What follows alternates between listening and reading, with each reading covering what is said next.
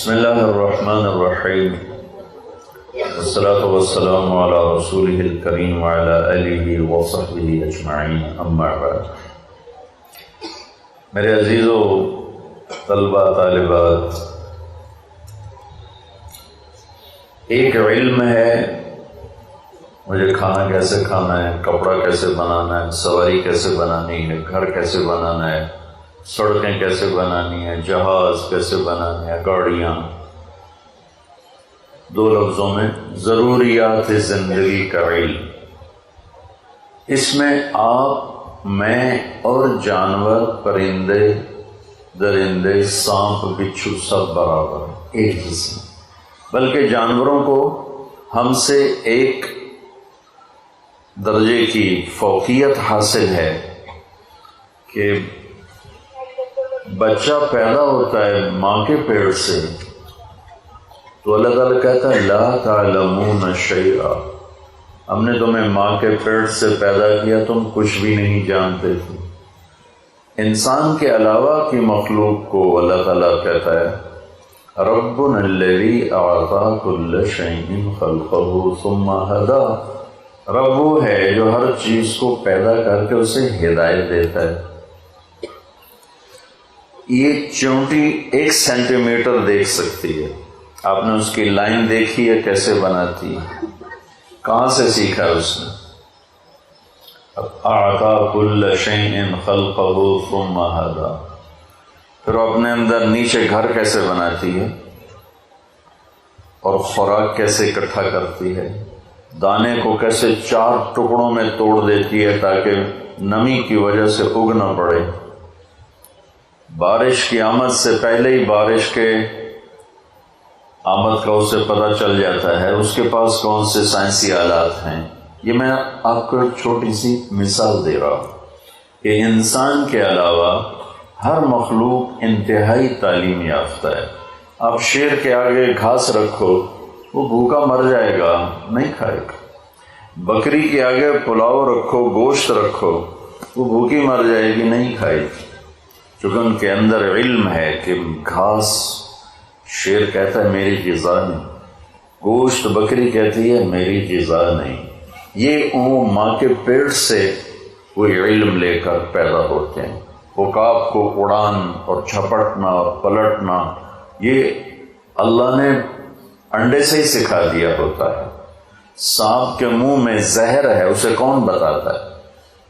مادہ سانپ تو انڈے دے کے چلی جاتی ہے، رکتی نہیں۔ اگر وہ رکے تو سانپ ایک واحد مخلوق ہے جو اپنے بچوں کو خود ہی کھا جاتا ہے، تو اس کو بھی باقی رکھنا ہے تو انڈے دے کے چلی جاتی ہے۔ جب وہ سانپ کے انڈے سے بچہ نکلتا ہے، اسے نہیں پتا میں کون ہوں، میں کیا ہوں۔ کہاں سے پتہ چلتا ہے کہ یہاں ایک تھیلی ہے جس میں زہر ہے، مجھے یوں ڈسنا ہے اور یوں جھپٹنا ہے؟ یہ میں آپ کو مثالوں سے اپنی بات کی دلیل دے رہا ہوں کہ کس خوبصورت انداز میں کتا بھاگا بھاگا آئے گا، سامنے پانی آئے گا، چھلانگ لگائے گا کیونکہ اسے تیرنا آتا ہے۔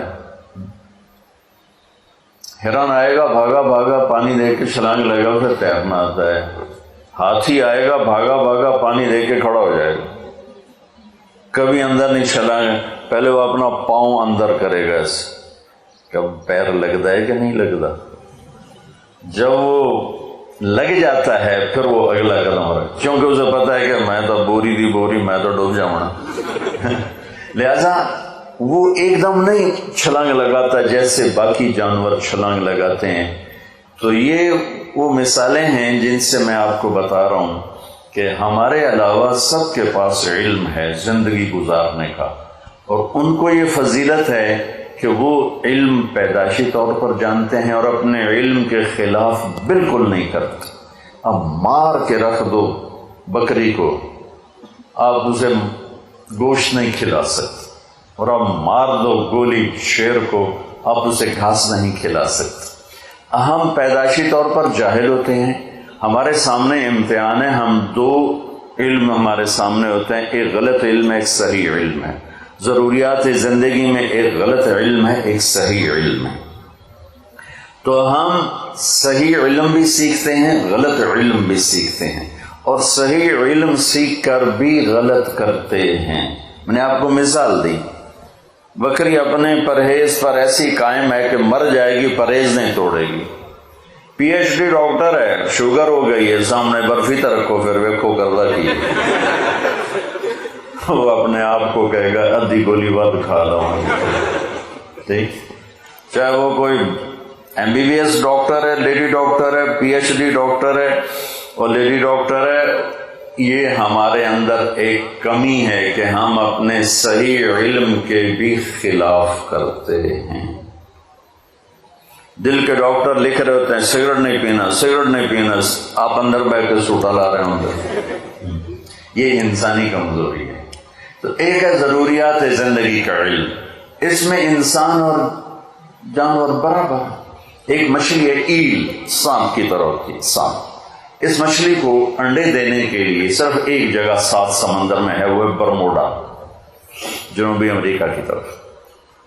کراچی سے ایل سفر کرے گی، ساؤتھ افریقہ سے کرے گی، نارتھ امریکہ سے کرے گی، یورپ سے کرے گی، یہ سب وہاں جا کے انڈے دیتی ہیں۔ اور پورے 7 سمندر میں کہیں ایسا ٹیمپریچر نہیں جہاں اس کا انڈا پروان چڑھے۔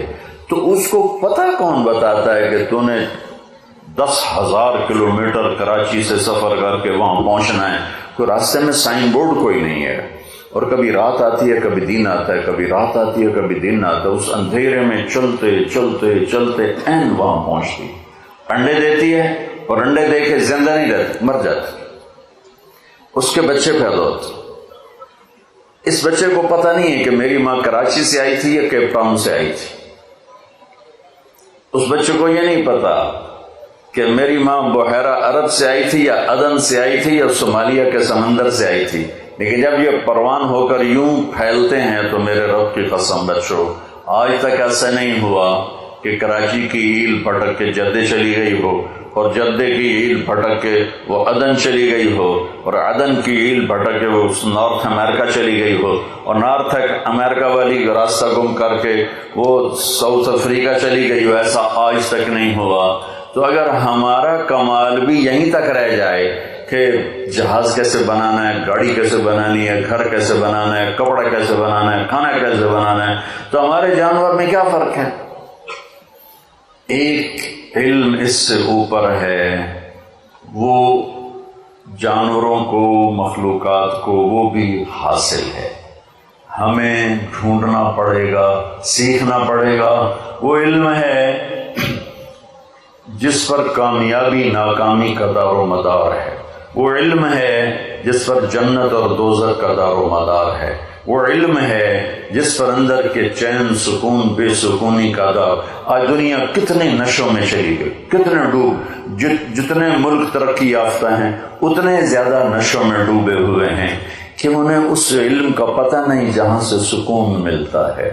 تو انہوں نے نشوں میں اپنے آپ کو دھکا دے دیا۔ جنید جمشید کے اللہ درجے بلند کرے، میں ایک جگہ بیٹھا تھا، وہاں ٹی وی چل رہا تھا، تو میں نے دیکھا اسکرین پر ایک بڑا خوبصورت نوجوان ڈانس کر رہا ہے، اور اس کے ساتھ 10-12 لڑکیاں ڈانس کر رہے ہیں۔ تو میرے جی میں آتا ہے کہ اسے کون ہدایت دے گا، اور یہ اتنا خوبصورت نوجوان ہے اور اس طرح مر گیا تو اس کا کیا حشر ہوگا۔ کہ مجھے اس پہ ترس آ رہا ہے، اور دل میں خیال آ رہا ہے کہ اس کو تو ہدایت نہیں مل سکتی، کہ جائے گا کون اس کے پاس۔ 4 مہینے بعد میں کراچی میں ہوں، ایک نوجوان میرے پاس آتا ہے کہ ایک پاکستانی گلوکار آپ کو ملانا ہے۔ میں نے کہا ملا دو۔ جب وہ اندر آتا ہے تو وہ وہی ہے جس کو میں اسکرین پہ دیکھتا ہوں، جنید جمشید۔ اس وقت پیک 97، جتنا نام جنید نے میوزک میں کمایا ہے کسی نے نہیں کمایا، جتنا پیسہ، جتنا نام، جتنا فیم، جتنی لوگ محبت نسل میں کسی نے نہیں۔ تو میں نے پوچھا آپ کا نام کیا ہے؟ کہا جی میرا نام جنید ہے۔ کیا کرتے ہو؟ کہا میرا میوزک سے تعلق ہے۔ میں نے کہا آپ گاتے ہیں بجاتے ہیں؟ کہنے لگا جی میں گاتا ہوں، دل دل پاکستان میں نے گایا ہے۔ اچھا۔ میں نے اس سے بات شروع کی، مجھے نہیں پتا میں نے کیا بات کی۔ تو وہ نا پہلے یوں منہ چھپا کے بیٹھا تھا، پھر اس نے یوں کپڑا ہٹا دیا اور ایسے کر کے میری سنتا رہا. پھر مجھ سے کہنے لگا ایک سوال کروں؟ میں کہا کروں. کہا ایک پاکستانی نوجوان جو خواب دیکھتا ہے کبھی ایسا ہوتا کہ ایسا ہوتا، اور جس گلیمر کو وہ خوابوں میں دیکھتا ہے وہ مجھے فزیکلی میرے پاس موجود ہے.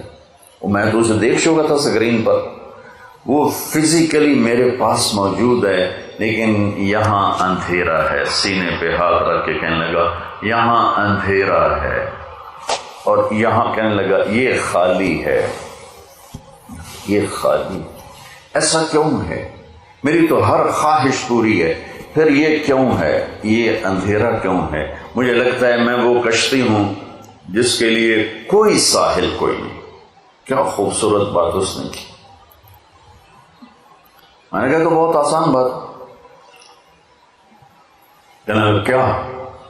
میں نے کہا تمہیں درد ہو رہا ہے اس گھٹنے میں، تم میڈیسن لگا رہے ہو ٹیوب اس گھٹنے پر، یہاں درد نہیں، دوا لگانے کا فائدہ کوئی نہیں.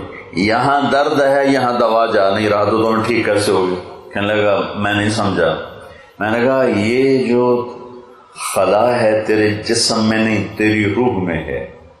روح کو لڑکی کا نہیں پتا، روح کو میوزک کا نہیں پتا، روح کو شراب کا نہیں پتا، نشے کا نہیں پتا. اسے صرف دو کا پتا ہے، ایک اللہ جس نے اسے بنایا، اور ایک اللہ کا نبی جس نے اسے اس کا صحیح طریقہ سمجھایا. ان دو کے علاوہ کوئی غذا روح کی نہیں. مگر تمہیں بھوک لگی ہو گا سکتے ہو کہ نہیں؟ پیاس لگی ہو گا سکتے ہو؟ نہیں. نیند چڑھی ہوئی ہو گا سکتے ہو؟ نہیں. کیونکہ جسم کی ڈیمانڈ تم پوری نہیں کر رہے ہو تو تم گا نہیں سکتے ہو.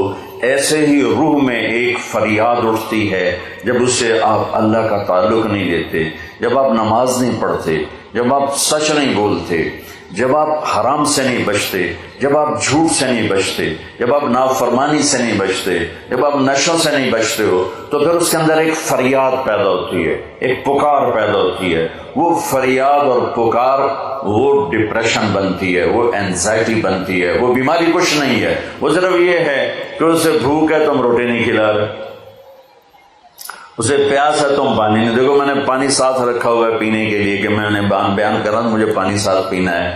تو ایسے ہی روح میں ایک پکار اٹھتے، مجھے اللہ چاہیے، مجھے کچھ نہیں چاہیے. وہی اللہ کی قسم جنت میں بھی جا کر جب اللہ سامنے آئے گا نا تو کسی کو نہ حوریں یاد رہیں گی، نہ کھانے یاد رہیں گے. یا اللہ بس تجھے ہی دیکھتے رہیں، اور کچھ نہیں چاہیے، تیرا دیدار ہو، اور کچھ نہیں چاہیے. یہ ایسی چیز. اور میرا آج کا معاشرہ اور آج کا ملک اور آج کی دنیا وہ اللہ کو نہیں ڈھونڈ رہے، وہ لذتوں کو ڈھونڈ رہے ہیں، اور لذتوں کو نشوں میں ڈھونڈ رہے ہیں، اور گاڑی میں ڈھونڈ رہے ہیں، سیاست میں ڈھونڈ رہے ہیں، حکومت میں ڈھونڈ رہے ہیں، وہ مختلف قسم کی عیاشیوں بدماشیوں میں ڈھونڈ رہے ہیں. وہ جتنا اس میں آگے جاتے ہیں اتنا کانٹوں سے دامن بھرتا چلا جاتا ہے، اور وہ کانٹے روح میں چبھتے ہیں. ہر گناہ وہ روح میں کانٹے کی طرح چبھتا ہے اور دل میں خنجر کی طرح وہ آ کے وار کرتا ہے، اور پھر اس سے زندگیوں میں ویرانیاں وحشتیں، ویرانیاں وحشتیں. میرے کالج کے دور کا تھا پاپ سنگر ایلوس پریسلے. جب میں لاہور پڑھتا تھا تو وہ ہمارا آئیڈیل ہوتا تھا. وہ نشے کر کر کر ٹوائلٹ میں مر گیا. جس دن وہ مرا تھا کتنی لڑکیاں خودکشی کر گئی تھی اس کے پیچھے، اور وہ تھکی ہوئی زندگی برباد کر گیا اپنے آپ کو، نشوں میں تباہ کر گیا اپنے آپ کو. کہ جب انسان اللہ سے ٹوٹتا ہے، مرد ہو یا عورت، لڑکا ہو یا لڑکی، پڑھا ہو ان پڑھ ہو، جب وہ اللہ سے ٹوٹتا ہے، جب اللہ کے نبی سے ٹوٹتا ہے، تو کٹی پتنگ کی کوئی منزل ہوتی ہے؟ جس گاڑی کے چلتے بریک فیل ہو جائیں اس کی کوئی منزل ہوتی ہے؟ پانی جب طوفان بن کے نکلتا ہے تو اس کی کوئی منزل ہوتی ہے؟ میرے رب کی قسم بچو، اور میرا سرمایہ ہو، یہ سب میرا سرمایہ بیٹھا ہوا ہے، میرا نہیں، یہ میرے دیش کا سرمایہ بیٹھا ہوا ہے. ہم عصر کے قریب ہیں، آپ کی ابھی ظہر بھی نہیں ہوئی ہے. جو کائنات ہے، جو قانون ہے، تو میں چاہتا ہوں کہ میری یہ نسل جنہیں میں دیکھ رہا ہوں، یہ اپنے اللہ کو پہچان لیں، یہ اپنے نبی کو پہچان لیں کہ ایک علم وہ ہے کہ مجھے پیدا کس نے کیا، ایک علم وہ ہے کہ وہ ہے کون، ایک علم وہ ہے کہ وہ مجھ سے چاہتا کیا ہے، ایک علم وہ ہے کہ یہ زندگی کا کارواں کیا ہے، یہ موت کیا ہے، یہ مقصد زندگی کا علم ہے۔ یہ نہ سیکھا تو سب کچھ گیا۔ تمہارے جیسے بچے گئے کشتی کی سیر کو، ملا دیہاتی ایک نے کہا چاچا تینوں فزکس آندی ہو سکے پتر نہ ہی آج سنیا کہ تیری ادھی زندگی برباد ہوگی۔ دوسرے نے پوچھا چاچا تینوں کیمسٹری آندی ہے کہ پتر میں تو نہ ہی آج سنیا کہ چاچا تیری ادھی زندگی برباد ہوگی۔ تیسرے نے پوچھا چاچا زالوجی آندی ہے کہ نہیں پتر پتہ نہیں کی بلائیں کہ چاچا تیری ادھی زندگی برباد ہوگی۔ دریا میں طوفانی موج آ گئی، کشتی ڈولنے لگی، چاچا بولے پتر وہ تیرنا آمدہ ہے۔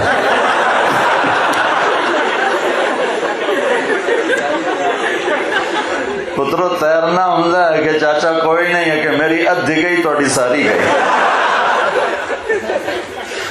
تو بچوں تم کانسرٹ کی ڈگریاں لے لو یا ہارورڈ کی لے لو یا کیمبرج کی لے لو، آکسفورڈ کی لے لو، اگر اللہ کو نہیں جانا تو اللہ کی قسم ساری زندگی برباد ہو گئی، اللہ کی قسم برباد ہو گئی۔ کبھی وہ شخص نہ دنیا کا سکون دیکھ سکتا ہے اور آخرت کا تو کیسے دیکھے گا جس نے اللہ کو نہ پہچانا۔ اس لیے ہمارے اندر ایک علم موجود ہے، قرآن، جس علم کو چیلنج نہیں کیا جا سکا۔ آج تک میرے رب کا قرآن چیلنج کر رہا ہے، فاتو بسورۃ من مثلہ، لاؤ اس جیسی ایک سطر لکھ دو، ایک سورت لکھ دو، ایک لفظ دیکھ دو۔ ساری دنیا میں آج عربی پر پی ایچ ڈی ہو رہی ہے، ریسرچ ہو رہی ہے، کیا کیا تہ تک چلے گئے ہیں، لیکن قرآن کی ایک سطر نہیں کوئی لکھ سکا کہ یہ میرے رب کا وہ کلام ہے جو اس کی زبان سے نکلا ہے اور میرے نبی کے دل پر اترا ہے۔ انہ لتنزیل رب العالمین، یہ رب العالمین کا کلام ہے، نزل بہ الروح الامین، اسے جبریل لایا ہے، علی قلبک، میرے نبی کے دل پر لایا ہے، لتکون من المنذرین، تاکہ میرا نبی ہمیں سنائے کہ زندگی کا مقصد کیا ہے۔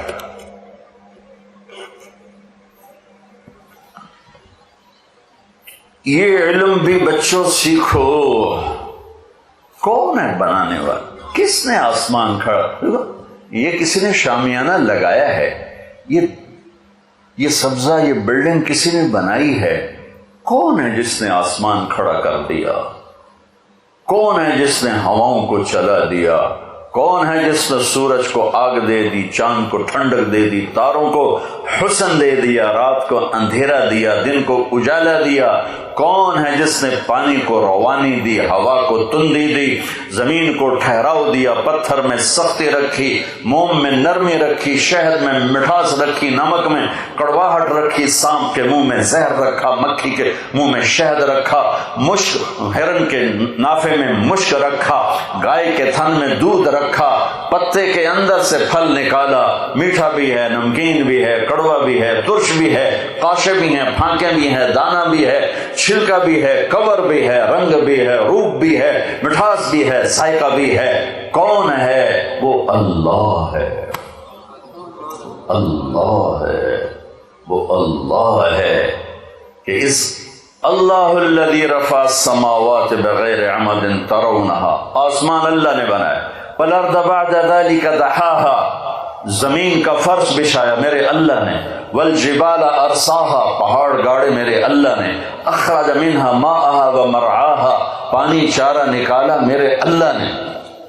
انا سببنا الماء صبا، بارش برسائی میرے اللہ نے، ثم شققنا الارض شقا، زمین کو پھاڑا میرے اللہ نے، فانبتنا فيها حبا وعنبا، پھل پھول غلے نکالے میرے اللہ نے، واللہ اخرجکم من بطون امہاتکم، مجھے ماں کے پیٹ سے نکالا میرے اللہ نے، ولقد خلقنا الانسان من سلالۃ من طین، مٹی سے بنایا مجھے میرے اللہ نے، ثم جعلناه نطفة في قرار مکین، مٹی سے غذا کو نطفہ بنایا میرے اللہ نے، ثم خلقنا النطفة علقہ، اسے جونک بنایا میرے اللہ نے، فخلقنا العلقة مضغہ، اسے لوتھڑا بنایا میرے اللہ نے، فخلقنا المضغة عظاما، اس میں ہڈیوں کو پرویا میرے اللہ نے، فکسونا العظام لحما، اس پر گوشت چڑھایا میرے اللہ نے، ثم انشأناہ خلقا آخر، پھر یہ شکل دی ماں کے پیٹ کے 3 اندھیروں میرے اللہ نے، الم نجعل لہ عینین، مجھے آنکھیں دی میرے اللہ نے، ولسانا، زبان دی میرے اللہ نے، وشفتین، مجھے 2 ہونٹ دیے میرے اللہ نے۔ یہ سب کچھ کرنے والا کاریگر وہ ایک اللہ ہے۔ بچوں پہلا علم ہے اللہ کو ڈھونڈو، اللہ کو ڈھونڈو، اللہ کو ڈھونڈو۔ ہاں، ایک بہت بڑا طبقہ آج بھی ہے، پہلے بھی تھا، آئندہ بھی ہوگا، کچھ نہیں، آپ پہ ہی ہے، آپ پہ ہی ہے، آپ پہ ہی ہے۔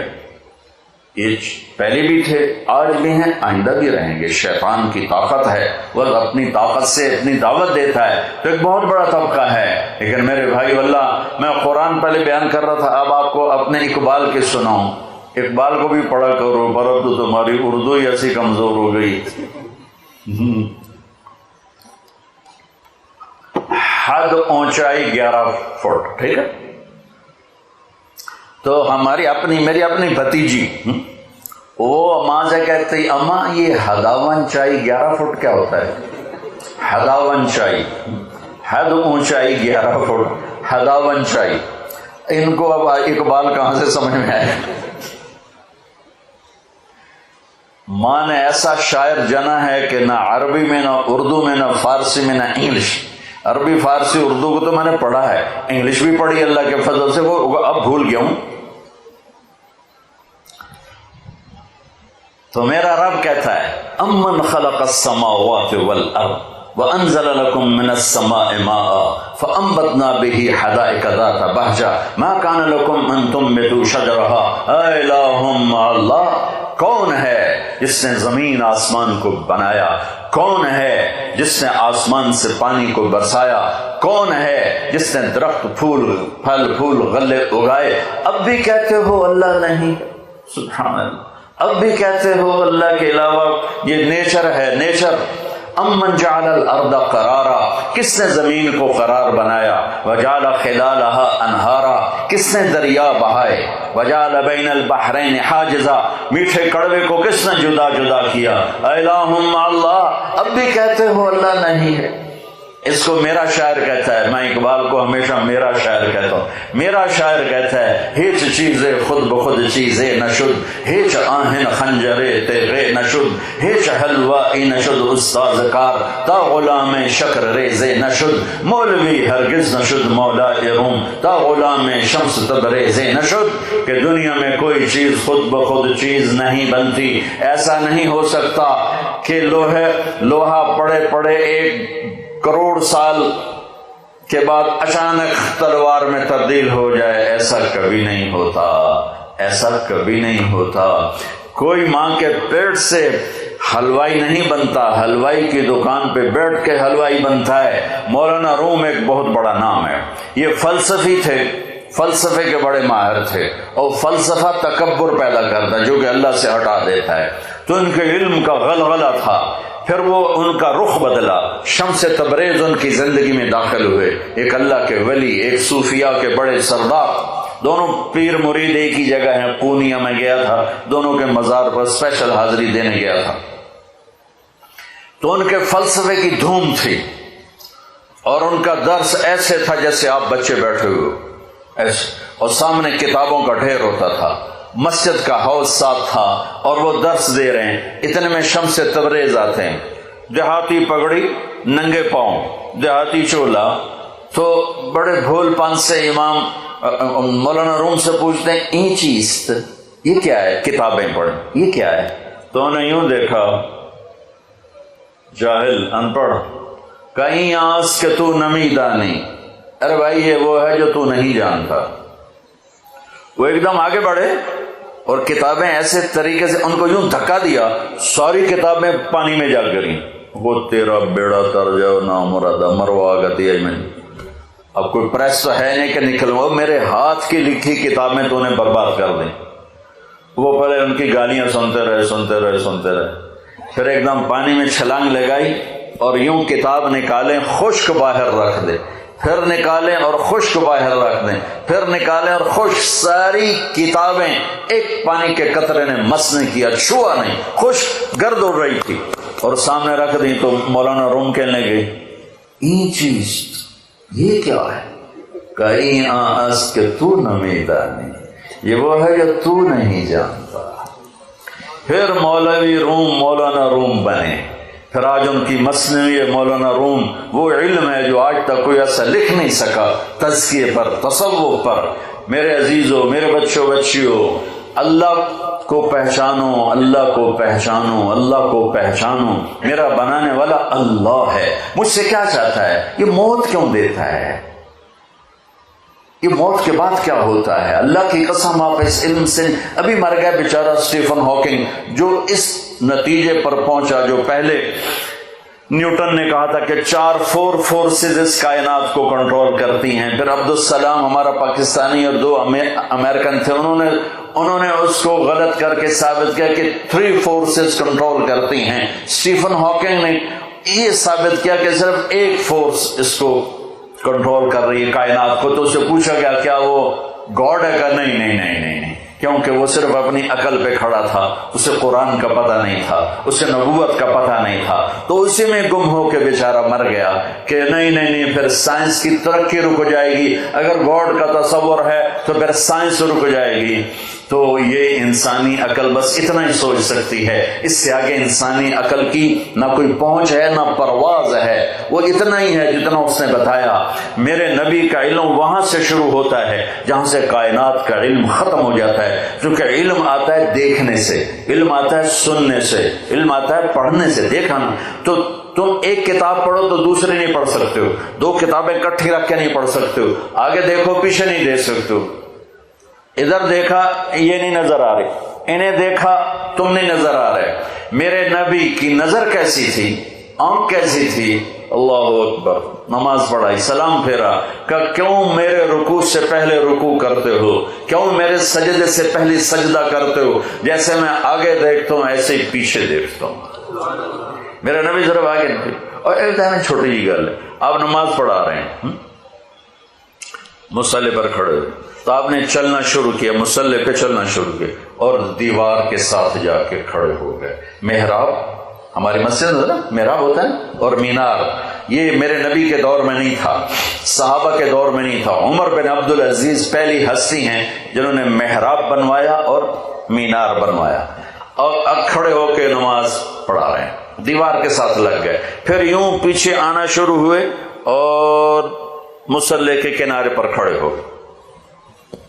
تو اب پہلی صف والے تو دیکھ رہے ہیں کہ ایک ہی چکر ہے، پہلے تک کبھی ہویا نہیں۔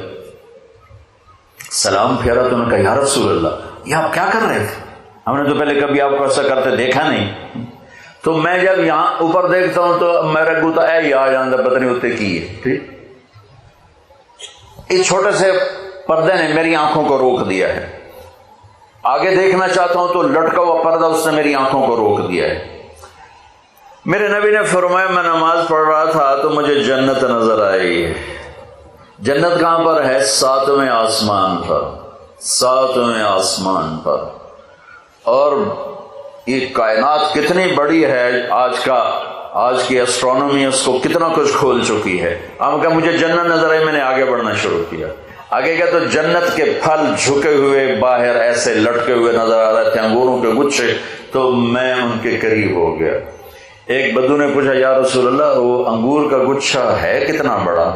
آپ نے فرمایا ایک کوا 1 مہینہ اڑتے اڑتے اڑتے اڑتے نہ ادھر جائے نہ ادھر، نہ بیٹھے نہ سستائے، تو 1 مہینہ اڑنے کے بعد انگور کا ایک گچھا ختم ہوگا۔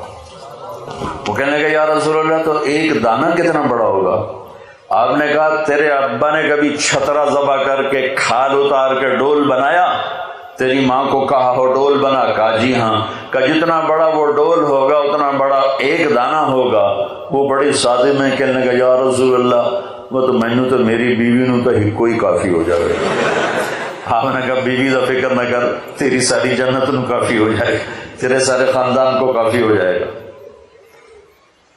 پھر فرمایا کہ میں جنت کو دیکھ رہا تھا تو میں آگے ہوتے ہوتے ہوتے دیوار تک چلا گیا، اور پھر مجھے جہنم نظر آئی، تو جہنم بھی آسمانوں میں پتہ نہیں کہاں پر ہے، تو میں اس کو دیکھتے کہ مجھے ڈر لگا، اور اس کی آگ اور اس کے شعلے، تو میں ہٹتے ہٹتے ہٹتے کنارے پر کھڑا ہو گیا۔ جس کی اتنی طاقتور آنکھ ہو اس کا علم کیا ہوگا۔ اور پھر یہ بھی بہت چھوٹی چیز ہے، بہت چھوٹی چیز ہے، وَالنَّجْمِ إِذَا هَوَىٰ مَا ضَلَّ صَاحِبُكُمْ وَمَا غَوَىٰ وَمَا يَنطِقُ عَنِ الْهَوَىٰ إِنْ هُوَ إِلَّا وَحْيٌ يُوحَىٰ عَلَّمَهُ شَدِيدُ الْقُوَىٰ ذُو مِرَّةٍ فَاسْتَوَىٰ وَهُوَ بِالْأُفُقِ الْأَعْلَىٰ ثُمَّ دَنَا فَتَدَلَّىٰ فَكَانَ قَابَ قَوْسَيْنِ أَوْ أَدْنَىٰ فَأَوْحَىٰ إِلَىٰ عَبْدِهِ مَا أَوْحَىٰ مَا كَذَبَ الْفُؤَادُ مَا رَأَىٰ أَفَتُمَارُونَهُ عَلَىٰ مَا يَرَىٰ وَلَقَدْ رَآهُ نَزْلَةً أُخْرَىٰ عِندَ سِدْرَةِ الْمُنتَهَىٰ عِندَهَا جَنَّةُ الْمَأْوَىٰ إِذْ يَغْشَى السِّدْرَةَ مَا يَغْشَىٰ مَا زَاغَ الْبَصَرُ وَمَا طَغَىٰ لَقَدْ رَأَىٰ مِنْ آيَاتِ رَبِّهِ الْكُبْرَىٰ۔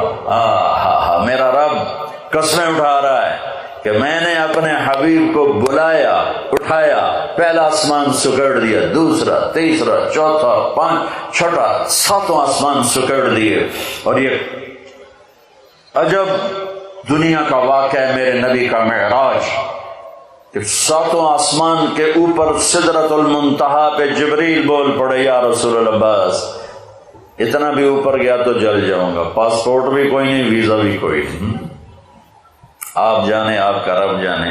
اللہ نے اپنے حبیب کو اوپر اٹھایا، عرش کے دروازے کھلوائے، عرش پہ قدم رکھوایا، 70,000 نور کے پردے ہٹوائے، اور اللہ اور حبیب اللہ آمنے سامنے ہوئے، اور میرے نبی میرے اللہ کو اپنی آنکھوں سے دیکھ رہے ہیں۔ تم اس آنکھ کا انکار کرتے ہو؟ میرا نبی کہتا ہے ان آنکھوں کے ساتھ کہ یہ دنیا مسافر خانہ ہے، تیرا علم کہتا ہے کہ آخرت ہے ہی کوئی نہیں، جو کچھ ہے یہی کچھ ہے۔ میرے نبی فرماتے ہیں کہ اللہ کو راضی کرو، یہ تمہاری معراج ہے، اور آج کا علم کہتا مزے کرو، موج کرو، یہ موج کا جہان ہے۔ کس نے دیکھا ہے مرنے کے بعد؟ ہیہات لما توعدون، کچھ نہیں موت کے بعد، مزے کرو، انجوائے کرو، لائف انجوائے کرو۔ ہاں انجوائے کریں گے، اللہ کو راضی، اللہ کی قسم جو مزے اللہ کو راضی کرنے میں ہیں، نہ کسی نشے میں ہیں، نہ کسی میوزک میں ہیں، نہ کسی نافرمانی میں ہیں، نہ کسی گناہ میں ہیں، نہ کسی بدکاری میں ہیں، جو مزہ اللہ کو راضی کر۔ کیوں میرے نبی کا نواسہ 72 سمیت نیزوں پہ چڑھ گیا؟ میرے بچے کا ہاتھ ٹوٹا، اس نے شور مچایا، میں اس کا رونا نہیں سن سکا، میں باہر ڈیرے میں بھاگ گیا، مجھ سے اس کا رونا نہیں سنا گیا۔ یہ کیا مزے لے رہا ہے میرے نبی کا نواسہ حسین، جو بچوں کو ذبح ہوتے دیکھ رہا ہے، بھتیجوں کو ذبح ہوتے دیکھ رہا ہے، بھائیوں کو ذبح ہوتے دیکھ رہا ہے، اور اس کے چہرے پر وہ سکون اور اطمینان ہے کہ لفظ سکون بھی چھوٹا پڑ رہا ہے، لفظ اطمینان بھی چھوٹا پڑ رہا ہے۔ پھر اپنی گود میں 2 سال کے معصوم بچے کو میں نے بہت دفعہ کوشش کی میں کربلا کو تفصیل سے بیان کروں، کبھی بھی نہیں کر سکے، کہ نہ میرا آنسو تھمتا ہے، نہ میری زبان ساتھ دیتی ہے۔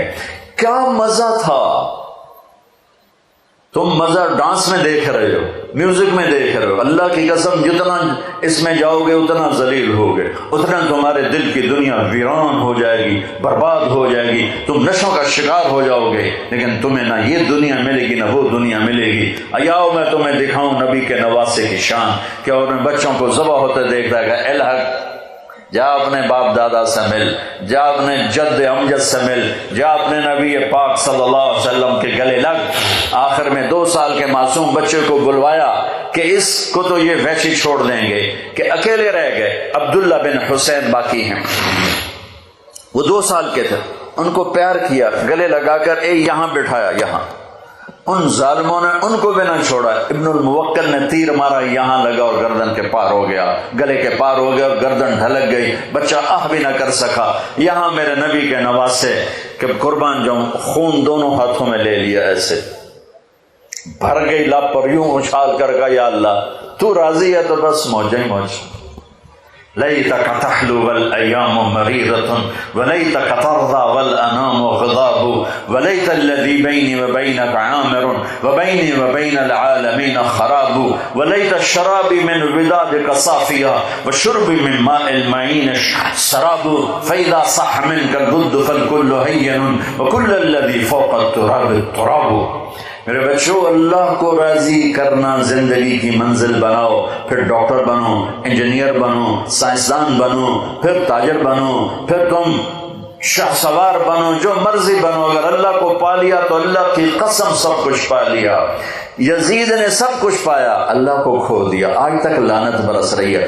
حسین نے سب کچھ کھو دیا، اللہ کو پا لیا، آج تک اس پر 1400 سال ہو گئے. اس دنیا میں بڑے بڑے حادثے ہوئے، بڑے بڑے ظلم ہوئے، نہ اتنا کبھی رویا گیا نہ رویا جائے گا، نہ اتنا کبھی تڑپی ہے انسانیت نہ کبھی تڑپے گی، نہ اتنا کبھی دکھی ہوئی انسان نہ کبھی دکھی ہوگی. ایک مثال قائم کر گئے، جنت کے سردار ہیں. میرے نبی نے کہا میرے حسن حسین جنت کے نوجوانوں کے سردار ہیں. میرے نبی نے فرمایا میری آنکھوں کی ٹھنڈک، میرے جگر کے ٹکڑے، میرے 2 پھول، میری جنت کی ٹہنیاں، انہیں تنگ نہ کرو. جو ان سے نفرت کرے گا اللہ ان سے نفرت کرے گا، جو ان سے محبت کرے گا اللہ ان سے پیار کرے گا.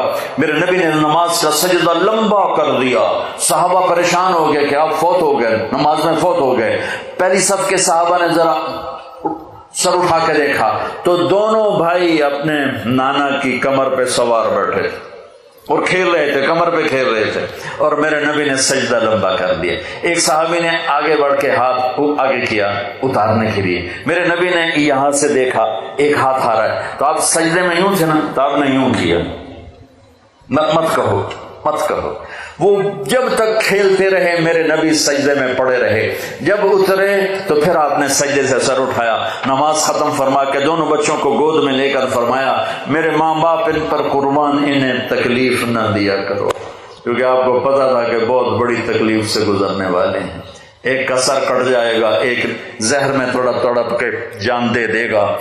لیکن وہ کس خوشی سے جا رہے ہیں، کس اطمینان سے جا رہے ہیں. جب ابن زیاد کے سامنے امام علی مقام کا کٹا ہوا سر آیا تو ابن زیاد نے کہا آج تک ایسی رونق کسی مردہ چہرے پر نہیں دیکھی، آج تک ایسا سکون کسی مردہ چہرے پر نہیں دیکھا. تو نے منہ پہ چھڑی ماری. تب ابو برزہ اسلمی رضی اللہ تعالیٰ عنہ کھڑے ہو کر رونے لگے. کہا ظالم یہ چھڑی ہٹا لے، میں نے ان ہونٹوں پہ نبی کے ہونٹوں کو لگتے دیکھا ہوا ہے. ہماری ایک تاریخ ہے، ہم خود تراشتے ہیں منازل کے سنگ میل، ہم وہ نہیں ہیں جن کو زمانہ بنا گیا. ہماری ایک تاریخ ہے، ہمارا ایک ماضی ہے. ہم ماضی سے رشتہ کاٹ دیں گے تو جانور بن جائیں گے. ماضی سے رشتہ کاٹ دیں گے تو میرے اور ایک گائے اور بھینس، بلکہ گائے بھینس مجھ سے اچھی ہے کہ وہ اللہ کو یاد کرتی، میں اللہ کو یاد نہیں کرتا. ہمیں اللہ نے ایک خوبصورت تاریخ دی ہے، اللہ کے نام کو لے کر یہ امت پھری ہے. تھے ہم ہی ایک تیرے مارے کا آراؤں میں، خشکیوں میں کبھی لڑتے کبھی دریاؤں میں، دی اذانیں کبھی یورپ کے کلیساؤں میں، کبھی افریقہ کے تپتے ہوئے صحراؤں میں. شان آنکھوں میں نہ جچتی تھی جہانداروں کی، کلمہ پڑھتے تھے ہم چھاؤں میں تلواروں کی. تجھ سے سرکش ہوا کوئی تو بگڑ جاتے تھے، تیر کیا چیز ہم توپ سے لڑ جاتے تھے. نقش توحید دشت ہیں دریا بھی نہ چھوڑے ہم نے، بحر ظلمات میں دوڑا دیے گھوڑے ہم نے. نقش توحید کہا دل پہ بٹھایا ہم نے، زیر خنجر بھی یہ پیغام سنایا ہم نے. ہمارا ماضی ہے. ہم صرف ناچنے گانے نہیں آئے، صرف ڈگریاں لینے نہیں آئے، صرف 4 دن کے لیے نہیں آئے. اس ملک کو ان پڑھوں نے نہیں پڑھے لکھوں نے لوٹا ہے. اس ملک کو ان پڑھوں نے نہیں ڈگری والوں نے لوٹا ہے. اس ملک کو جو کنگال کیا ہے، وہ سیاستدان تو بیچارے 5 سال کے لیے آتے ہیں، ان کو چوری کرنے کا طریقہ نہیں آتا، وہ پکڑے جاتے ہیں. جو یہاں جتنا پڑھا لکھا ہے اس کو اتنا ہی سلیقہ ہے کہ مجھے کیسے چھرا پھیرنا ہے. اللہ کا شکر ہے کچھ شمیں ابھی بھی جل رہی ہیں تو یہ ملک چل رہا ہے. اگر وہ چراغ بھی بجھ جاتے تو آج ہم اندھیروں میں مر جاتے، برباد ہو جاتے، تباہ ہو جاتے. اسلام کے نام پہ 14 صدی میں 2 ریاستیں بنی ہیں، ایک مدینے کی ریاست اور ایک پاکستان کی ریاست۔ یہ بہت بڑی دولت ہمیں ملی ہے۔ اللہ کے واسطے بچو، سچے بنو، دیانتدار بنو، بد اخلاقی سے بچو، بد کرداری سے بچو اور غلط راستوں سے بچو۔ کمانے دو لوگوں کو حرام، بھاگنے دو ان کو دنیا کے پیچھے، موت انہیں زیر و زبر کر دے گی اور موت تمہیں عزت کے تاج پہنائے گی، انہیں موت تباہ و برباد کر دے گی، ان کی اولادیں بھی ان کی قبروں پر جا کر سلب 2 لفظ پڑھنے کے لیے نہیں جائیں گی، اور تم اللہ کو راضی کر کے جاؤ گے تو لاکھوں لوگ تمہارے لیے قرآن پڑھنے والے ہوں گے، تمہارے لیے دعائیں کرنے والے ہوں گے، تمہارے لیے اٹھ کے اللہ سے مانگنے والے ہوں گے۔ میرے نبی کا فرمان ہے، اللہ اس کے رسول کا، صحابہ میرے نبی وضو فرما رہے، صحابہ آپ کے وضو کا پانی نیچے سے لے رہے تھے اور پی رہے تھے۔ آپ نے کہا کیوں کر رہے ہو؟ کہنے گے یہ آپ کی محبت میں۔ تو آپ نے کہا میں بتاؤں مجھ سے محبت کرنے والا کون ہے؟ میں بتاؤں مجھ سے محبت کرنے والا کون ہے؟ آپ نے فرمایا مجھ سے محبت کرنے والا وہ ہے جو سچ بولتا ہے، جھوٹ نہیں بولتا۔ میرا سارا پاکستانی فیل ہو گیا، کوئی لاکھوں میں ایک ملے گا، ورنہ بھاگتے رہو، نہ تمہیں کوئی عورتوں میں سچا ملے گا، نہ کوئی تمہیں مردوں میں سچا ملے گا۔ میرے نبی نے فرمایا مجھ سے پیار کرنے والا وہ ہے جو ہمیشہ سچ بولے، جھوٹ نہ بولے، ہمیشہ دیانت سے کام کرے، دھوکہ نہ دے، کسی کو دھوکہ نہ دے۔ مجھ سے پیار کرنے والا وہ ہے جو کسی کو دھوکہ نہ دے، جو کسی کو دھوکہ نہ دے، کسی کو مسلم غیر مسلم کسی کو دھوکہ نہ، سچ بولے، مسلم غیر مسلم سب کے لیے۔ اور مجھ سے پیار کرنے والا وہ ہے جو پڑوسی کے ساتھ اچھا سلوک کرتا ہو، چاہے پڑوسی کیسا ہی کیوں نہ ہو۔ تو میرے عزیزو، ہماری ایک بنیاد ہے لا الہ الا اللہ۔ اللہ کو پہچانو کیسے؟ محمد الرسول اللہ، جناب رسول اللہ صلی اللہ علیہ وسلم کے طریقوں سے پہچانو، ان کو پڑھو اللہ کے واسطے۔ یہ بچیوں سے کہتا ہوں، آپ سے سب سے کہتا ہوں، چونکہ زندگی ڈگری سے نہیں گزرتی، زندگی نبی کے طریقے سے گزرتی ہے۔ میرے نبی کو اللہ نے کلمے کے ایسا جز بنایا کہ قیامت کا دھماکہ بھی اس کو نہیں توڑ سکتا۔ آپ نے معراج میں اللہ سے پوچھا یا اللہ، ابراہیم تیرے خلیل، موسیٰ تیرے کلیم، داؤد کے لیے لوہا نرم، سلیمان کے لیے ہوا تابع، عیسیٰ کے لیے مردہ زندہ، میرے لیے کیا ہے؟ کہا میرے محبوب تیرے لیے یہ ہے کہ قیامت تک تیرا میرا نام اکٹھا ہو گیا ہے، جدا نہیں ہو سکتا تھا۔ لا الہ الا اللہ، آگے بولو، لا الہ الا اللہ، لا الہ الا اللہ۔ یہ بدل سکتا ہے؟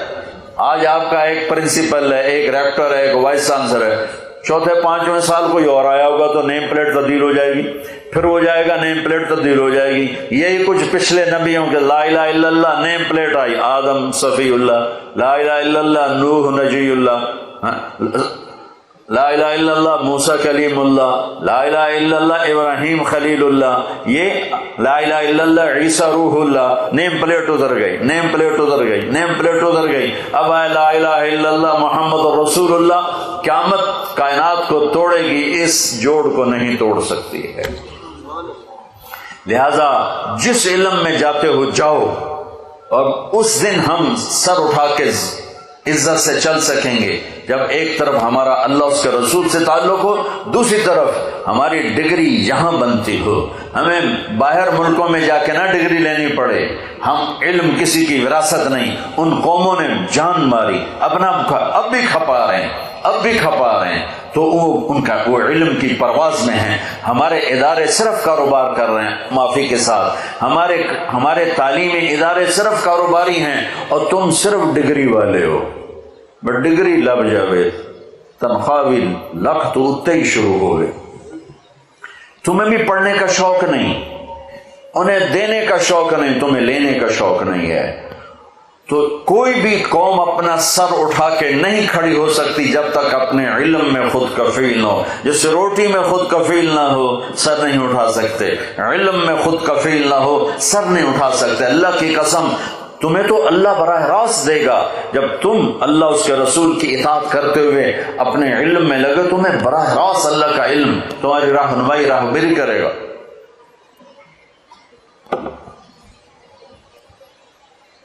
ہمارے کاروباری ادارے اور تعلیمی ادارے پیسے کے پیچھے، ہمارا ڈاکٹر سفید گاؤن میں بہترین تاجر بیٹھا ہوا ہے، ہمارا وکیل کالے کوٹ میں بہترین تاجر بیٹھا ہوا ہے، اسے یہ نہیں پرواہ کہ یہ مظلوم ہے، اسے یہ نہیں پرواہ کہ یہ گھر بیچ کے بیٹھا ہے، اسے یہ کہ کیس کیسے لمبا کروں کہ فیس اور آتی رہے، فیس اور آتی رہے، فیس اور آتی رہے۔ جب کسی قوم پہ زوال آتا ہے تو پھر اس طرح سارے کے سارے شعبے تباہ و برباد ہو جاتے ہیں۔ جب عروج آتا ہے تو پھر اور طرح کے انداز ہوتے ہیں۔ اللہ تمہیں اپنا تعلق بھی دے اور اپنا علم بھی دے، اور جو پڑھ رہا اللہ تمہیں اس میں بھی کامل اکمل بنائے۔ تو اللہ مجھ سے کیا چاہتا ہے؟ محمد الرسول اللہ۔ اللہ کیا کہتا ہے؟ پوچھو محمد الرسول اللہ۔ کس چیز سے روکتا ہے؟ پوچھو محمد الرسول اللہ سے۔ کیا کہنا ہے؟ پوچھو محمد الرسول اللہ سے۔ ماں سے کیسا تعلق ہو، باپ سے کیسا تعلق ہو، بیوی سے، خامن سے، بچوں سے، استاد سے، بڑے سے، چھوٹے سے، یہ علم یونیورسٹیوں میں نہیں پڑھایا جاتا۔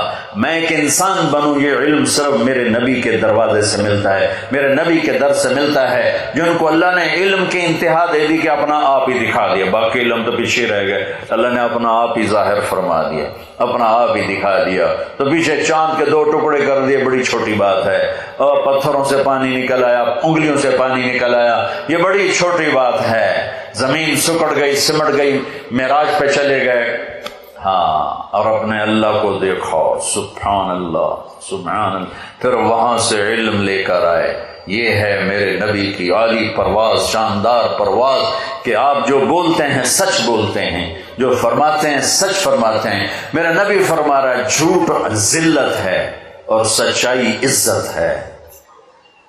تمہارا سارا ماحول کہتا ہے جھوٹ سے کام بنے گا، جھوٹ سے کام بنے گا، سچے کو پوچھنے والا کوئی نہیں۔ میرے عزیزو، اپنے نبی کی پاکیزہ زندگی سیکھو، اپنے نبی کی پاکیزہ زندگی تمہیں بتائے گی کرنا کیا ہے۔ ماں باپ کے ساتھ، ابھی تم بچے ہو، ماں باپ کے ساتھ کیا کرنا ہے۔ میرے نبی فرما رہے ہیں کاش میری ماں زندہ ہوتی اور میں عشاء کی نماز پڑھا رہا ہوتا، سورۃ فاتحہ شروع کی ہوتی اور میرے گھر سے میری ماں کہتی بیٹا محمد، تو میں ماں کے لیے نماز توڑ دیتا۔ ماں کو تو دیکھا ہے نا، باپ تو دیکھا نہیں۔ باپ تو ماں کے پیٹ میں تھے، اللہ نے بلا لیا۔ ماں کو 6 سال دیکھا ہے، اور آپ مدینہ سے مکہ آ رہے تھے ماں کے ساتھ۔ راستے میں ایک جگہ تھی ابوا، مدینے سے 2 دن 2 رات کا فاصلہ ہے۔ میرے نبی کی ماں کی عمر ہے 25 سال، اور کالے پہاڑ ہیں۔ میری زندگی سفروں میں گزری، جس سفر میں میں سب سے زیادہ تڑپا وہ میرے نبی کی والدہ کی قبر کی زیارت تھی۔ اوہ، میں نے چاروں طرف سر اٹھا کے دیکھا، کالے پہاڑ، عصر ڈھل چکی تھی، سورج پیلا پڑ چکا تھا، ویرانہ وحشت۔ 1400 سال پہلے کیسی ویرانی ہوگی، جب سن 2000 کی بتا رہا ہوں، ایسا ویرانہ کہ دل ڈر رہا تھا۔ ایک گائیڈ کے ذریعے سے ہم پہنچے تھے، اور میں 14 صدی پیچھے دیکھ رہا تھا کہ اچانک حضرت آمنہ کو ہارٹ اٹیک ہوا، اور وہ ایسے بے قرار ہو کر کبھی یوں ہوتی ہیں کبھی یوں ہوتی ہیں۔ میرے نبی کی گھبراہٹ سے آوازیں نکل رہی، وہ ماں کو خوفناک آنکھوں سے دیکھ رہے ہیں، ڈری آنکھوں سے دیکھ رہے ہیں، ڈری آنکھوں سے، اور وہ ماں ماں پکارتے ہیں، آواز نہیں، بولا نہیں جا رہا۔ بجھتی شمع بھڑکتی ہے نا، تو آخری زور لگا کے چند بول بولے، کل حی میت و کل جدید بال۔ بیٹا، ہر زندہ نے مرنا ہے، ہر جوانی نے ڈھلنا ہے، پر مجھے لگتا ہے کہ میرا جوانی میں وقت آ گیا ہے۔ وَلَقَدْ وَلَدْتُ طُهْرًا، لیکن میں ایک بچہ چھوڑ کے جا رہی ہوں جو سارے عالم کو پاک کر دے۔ اور میری نبی کی والدہ کی آنکھیں بند ہو، آپ اتنا تڑپے ہیں وہاں کہ کوئی دلاسا دینے والا کوئی نہیں، کوئی تسلی دینے والا کوئی نہیں۔ ایک نوکرانی تھی ام ایمن، اس سے کوئی تسلی نہیں مل رہی، اور آپ بے قرار ہو رہے ہیں۔ انہوں نے پتھر جوڑ کے آپ کی قبر بنائی، اور وہ پہاڑ ہے اتنا ہی اونچا ہے جتنا یہ ہے، اتنا ہی اونچا ہے، تو اس سے نیچے اترے ہیں، تو آپ نے ہاتھ چھڑایا اور دوڑ لگائی اور پھر اوپر چڑھ گئے۔ 6 سال کی عمر، 6 سال۔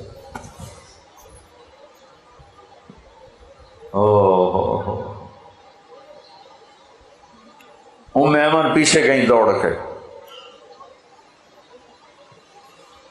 چشم فلک بھی رو رہی تھی، اور میں جب یہ واقعہ سناتا ہوں میں رونے بیٹھ جاتا. حالانکہ 2 4 10 دفعہ کوئی چیز سناؤ تو آدمی یوز ہو جاتا، لیکن تم اس خوبصورت یونیورسٹی اور لان میں وہ درد نہیں محسوس کر سکتے جو میں نے وہاں جا کے درد محسوس کیا. میں جب یہ واقعہ سناتا ہوں میں پھر درد مند ہو جاتا. ام ایمن نے اوپر چڑھ کے دیکھا تو میرے نبی ماں کی قبر پر گرے ہوئے ایسے تھے، اپنی ماں کی قبر سے چمٹے ہوئے تھے. جب ام ایمن قریب آئی ہیں تو اللہ کے نبی کہہ رہے تھے، ماں جی آپ کو تو پتا تھا آپ کے سوا میرا کوئی نہیں، پھر آپ کہاں چلی گئی؟ آپ کہاں چلی گئی؟ معصوم بچے کو پتہ نہیں ہے کہ موت نے جدائیاں پیدا کی ہیں. تو ام ایمن نے کہا بیٹا اٹھو. کہا نہیں میں نہیں جاؤں گا. نہ بہن نہ بھائی نہ ماں نہ باپ کچھ بھی تو نہیں ہے، کدھر جاؤں؟ کہ بس میں نہیں جاؤں گا.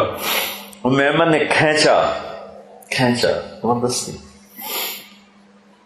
اور چیختے بچے کو اٹھایا اور اونٹنی پہ بٹھایا، اور آگے 2 راتیں 2 دن اس معصوم بچے کا نہ آنسو بند ہوا ہے نہ ہائے بند ہوئی ہے.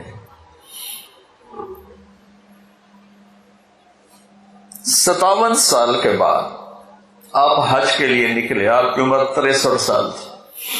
آپ کے ساتھ اس وقت کوئی 40-50 ہزار کا مجمع تھا. جب آپ ابوا کے قریب سے گزرے تو اونٹنی کو موڑ لیا اور اندر پہاڑوں میں چلے گئے. پیچھے سارا مجمع کہاں جا رہے ہیں کسی کو نہیں پتا سوائے چند قریبی لوگوں کو. جا کے اونٹنی کو نیچے بٹھایا. وہ اوپر ایسے تھوڑا سا بنا ہوا ہے قدرتی، جیسے اللہ نے پہلے سے رکھا تھا اپنے محبوب کی ماں کے لیے. اوپر گئے اور آپ نے احرام باندھا ہوا تھا، ایک چادر اوپر ایک چادر نیچے. ننگا سر ہے، اپریل کا مہینہ ہے، گرمی شدید ہے، تو آپ ماں کی قبر کے سرانے یوں بیٹھے، گھٹنے اٹھائے اور ہاتھ یہاں رکھے.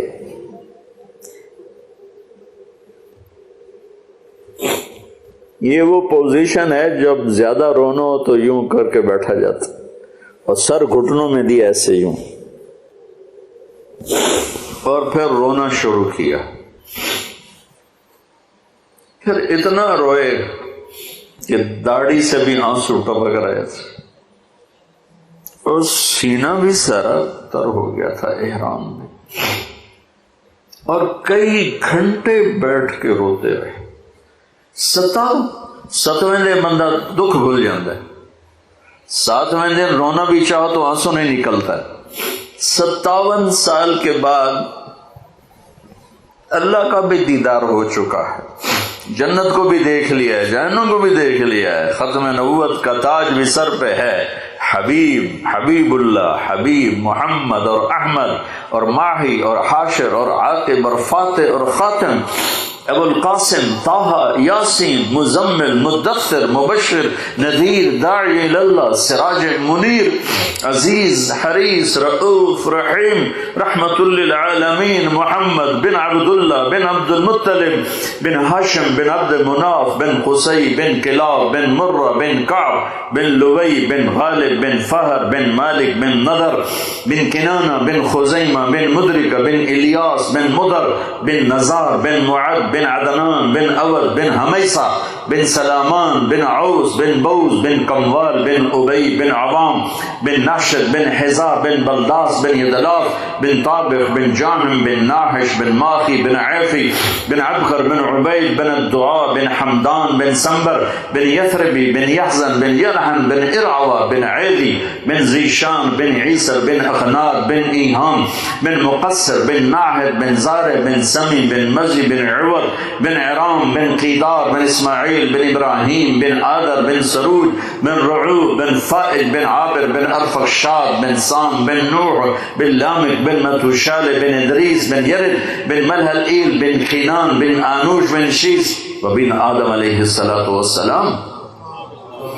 اتنے عظیم نبی جن کا نسب آدم علیہ السلام تک محفوظ ہو، ساڑھی چوتھی پیڑھی تو بعض انہوں پتہ ہی کوئی نہیں کون ہے.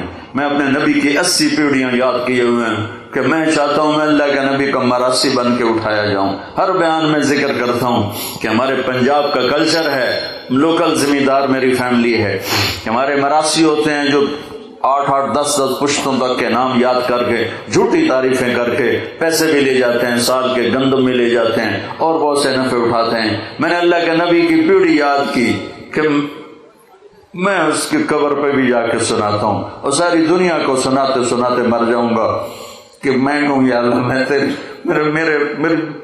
میری تقریروں کا تو مجھے پتہ نہیں کہ یہ قبول ہیں یا مردود ہیں. کتنا مجمع سامنے ہو تو پتہ نہیں یا میرے اندر اپنی واہ واہ کی طلب ہے یا اللہ کی طلب ہے، لیکن اللہ کے رسول کا میں مراسی قبول ہو گیا تو پھر انشاءاللہ ہر بڑا سردار اپنے مراسی پہ ہاتھ رکھتا ہے. تو اگر میرے نبی نے میرے میراث پونے کو قبول کر لیا تو میرا کام بن جائے گا. اتنی بڑی ہستی جس کی پیڑھی آدم تک ہو اور وہ ماں کی قبر پر یوں بیٹھے ہوئے. اور پھر کہا کاش ماں ہوتی تو پھر میں کیا کرتا. میں مصلی پہ کھڑا ہوتا اور میری ماں کہتی محمد، تو میں کہتا جی، میں نماز توڑ دیتا. اور پھر آپ سے پوچھا گیا یا رسول اللہ قیامت کب آئے گی؟ آپ نے کہا اللہ کو پتہ ہے. کہ کوئی نشانی بتا دیں، کہ کوئی نشانی بتا دیں. تو یہ غور سے سنیں یہ ساری بچیاں. آپ نے فرمایا جب بیٹیاں بھی ماؤں کو ذلیل کریں گی تو قیامت آ جائے گی. بیٹوں کا نہیں کہا، کہ یعنی بیٹے تو کرتے ہی کرتے ہیں اور بیٹیاں پھر بھی خیال کرتی ہیں، لیکن جب بیٹیاں بھی ماؤں کو ذلیل کریں گی تو قیامت آ جائے گی. ماں باپ سے کیسے چلنا ہے یہ تمہاری یہ تعلیم تھوڑا ہی بتائے گی، میرا نبی بتائے گا.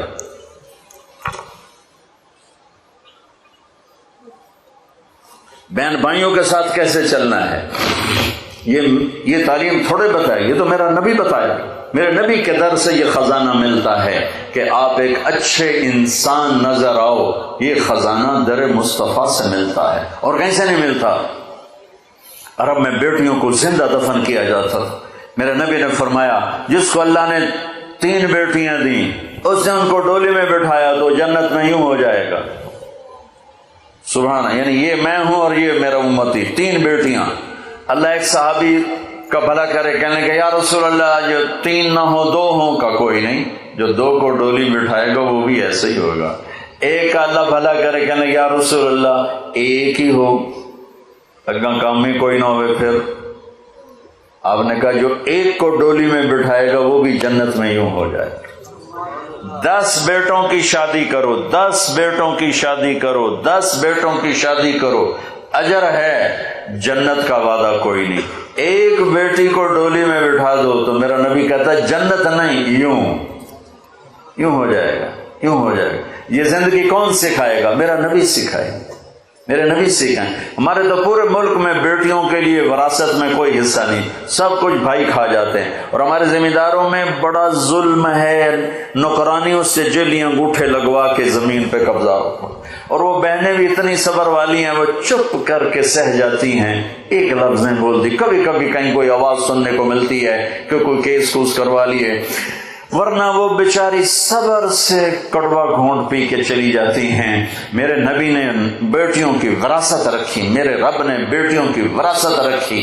اور وراثت نہ دینا بیٹی کو، بہن کو، یہ اتنی بڑی چوری ہے جتنا کسی گھر میں جا کے چوری کرنا، کسی بینک میں جا کے ڈاکہ ڈالنا.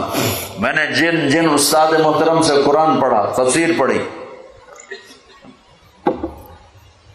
میں ان کے پاس شہد کی بوتل لے کر گیا. وہ 10 روپے کی شہد کی بوتل آتی تھی، لیکن میرے تو 10 پیسے بھی نہیں لگے تھے. اپنا جو میرے آموں کا باغ تھا اسے اتروا کے لے گئے. کہا استاد جی آپ کے لیے شہد لایا ہوں. کہاں سے لائے ہو؟ میں نے کہا جی میرے اپنے باغ کا ہے. میرے والدین زندہ تھے اس وقت. میں نے کہا جی میرے اپنے باغ کا ہے. اب میرے استاد کا سوال سننا. فرمانے لگے تیرے باپ نے اپنی بہنوں کو زمین میں سے حصہ دیا تھا؟ یعنی جو میرے دادا کی زمین بنتی ہے اس میں میرے باپ اور بہنیں اور میرے باپ اور ان کی بہنیں، یہ میری پھوپھیاں، اگر میرے باپ نے زمین میں سے حصہ دیا ہے تو یہ بوتل کا شہد حلال ہے، اور اگر نہیں دیا ہے تو یہ حرام ہے، میں نہیں لوں گا۔ یہ تھا سوال کا منشا۔ مجھ سے فرمانے لگے تیرے باپ نے اپنی بہنوں کو حصہ دیا تھا؟ میں نے کہا اللہ کا لاکھ لاکھ شکر ہے میرے باپ کی بہن ہی کوئی نہیں۔ شکر اس لیے میں نے کہا کہ ہوتی تو کوئی نہ دیتے، رواج نہیں تھا۔ کہنے کہ اچھا تیرے دادا نے اپنی بہنوں کو حصہ دیا تھا؟ میں کہا جو حضور میں حال اسے جمع ہی کوئی نہ ہو، میں نے نہیں پتا دیتا ہے کہ نہیں دیتا، میرے جمن تو بعد دے سوال کرو، میرے جمن تو پہلے دے نہ کرو۔ یہ شریعت بیٹیوں کو یہ حق دیتی ہے، بہنوں کو یہ حق دیتی ہے۔ جس نے 2 بیٹیوں کو ڈولی میں بٹھایا جنت واجب، جس کی بیٹیاں کوئی نہیں، بیٹی نہیں ہوئی ادھر، جیسے میرا یعنی میرے جو دادا تھے ان کے کوئی بیٹے، 2 بھائی تھے صرف، میرا باپ اور میرا تایا، بس 2 بھائی تھے، ساری وراثت ان کی تھی کہ لیکن اللہ نے دو بیٹیاں نہیں دی، 2 بہنیں دے دیں۔ اس نے اپنی بہنوں کو بیٹیوں کی طرح پالا اور شادی کی اور ڈولی میں بٹھایا، اور جو باپ کی طرف سے حق بنتا ہے ان کے گھر پہنچایا، تو میرا نبی نے فرمایا کہ جنت میں داخل ہو گیا، وہ جنت میں داخل ہو گیا۔ پوری زندگی ہے بچوں، میں آپ کو کیسے سمجھاؤں 1-1.5 گھنٹے میں؟ سر میں نے آپ کو ٹپس جو بڑے بڑے رشتے ہیں وہ بتا دی، پھر خامند اور بیوی کیسے زندگی گزاریں، یہ علم کسی کے پاس نہیں، صرف میرے نبی کے پاس ہے۔ میرے نبی نے یہ علم ہمیں سکھایا۔ اور آپ نے 11 شادیاں کیوں کی؟ شوق تھا؟ اچھا 25 سال کی عمر کا نوجوان 40 سال کی عورت سے شادی کرے گا؟ تم کرو گے؟ وہ دوستو، جبکہ ایک منگنی ٹوٹ گئی ہو، ورقہ بن نوفل سے اماں خدیجہ کی منگنی ہو کے ٹوٹ گئی، ابو حالہ سے شادی ہوئی، 1 بیٹا 1 بیٹی، وہ فوت ہو گئے۔ ابن عابد سے شادی ہوئی، 1 بیٹا، وہ فوت ہو گئے۔ 2 نکاحوں سے بیوہ، 1 منگنی اس سے پہلے ٹوٹی، عمر 40 سال، میرے نبی 25 سال کا نوجوان 40 سال کی عورت سے کیوں شادی کرے گا؟ اور اتنے خوبصورت کے لفظ خوبصورت بھی چھوٹا ہے۔ اما معبد کہتی ہیں رأیت رجلا ظاہر الوضاء ابلج الوجه حسن الخلق لم تعبه ثجلا ولم تجر به سعلا وسيم قسيم في عينيه دعج في صوته سهل في أشفاره وطف في لحيته كفافا في عنقه سطع أزج أقرا أحور أكحل إن تكلم علاه البهاء وإن سكت علاه الوقار۔ کیا اللہ کی قسم تمہیں ترجمہ تو نہیں سمجھ میں آیا؟ ردم نہیں سمجھ میں آ رہا؟ کیا ردم ہے، کیا موسیقی ہے، کیا کلمات ہیں۔ ایک ان پڑھ بڑھیا نے آپ کو دیکھا اور آپ کا حلیہ بیان کرتے ہوئے کہتی ہے اپنے خامن سے کہ میں نے ایک نوجوان دیکھا، مجھے لگا جیسے 14ویں کا چاند ہی زمین پہ اتر آیا، کپڑے پہن کے زمین پہ آ گیا۔ حسن غلام تھا، وسیم قسیم، ایسے حسین تھے کہ دل نہیں بھرتا تھا، ایسے حسین تھے کہ ہر عضو خوبصورت تھا۔ لم تعبہ ثجلا، پیٹ نکلا ہوا نہیں تھا، ولم تجری بہ سعلا، اور بہت کمزور بھی نہیں تھے کہ بے روب ہو جائیں، اور پیٹ بھی نہیں نکلا تھا کہ بدصورت ہو جائیں۔ بڑا ہی بندہ کوڑا لگتا ہے، پیٹ سجے پاسے آپ کھبے پاسے، پیٹ کھبے پاسے آپ سجے پاسے، اور ہنستے پہ تو پیٹ ہے وہ منہ سے نہیں ہنستے، پیٹ سے۔ مسلمان کو موٹا ہونا انتہائی نامعقول بات، اور کوئی عورت موٹی ہو جائے توبہ توبہ، قیامت آ گئی۔ تھوڑا کھاؤ، کم کھاؤ، کھانے کے لیے نہیں پیدا ہوئے ہو، زندہ رہنا ہے کھانے کے لیے، اس کے لیے کھا۔ میرے نبی نے فرمایا سب سے بدترین برتن جسے آدمی بھرتا ہے وہ پیٹ ہے۔ تمہاری رات کو دعوت ہو تم دوپہر کا کھانا چھوڑ دیتے ہو کہ رات ہی کھول کے کھاؤں گے، تو تباہی کھانے کی پھیرتے ہو، ساتھ صحت کی تباہی بھی پھر جاتی۔ سادہ غذا کھاؤ، ساری زندگی بڑھاپے میں بھی صحت مند رہو گے۔ یہ ڈرنکس، یہ فاسٹ فوڈ، یہ جنک، یہ سب تمہاری تباہی کا سامان ہے۔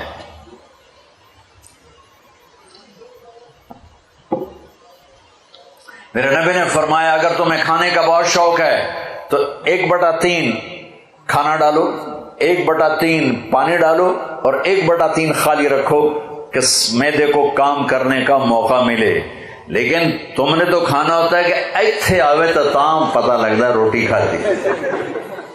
میں دبئی میں تھا تو ایک یہ جو ہوتے ہیں ڈائٹیشن، وہ میرا دوست تھا، تو مجھے چارٹ بنا کے دینے لگا، کہنے لگا یہ ہے یہ اور آپ نے کھانے کے ساتھ پانی نہیں پینا.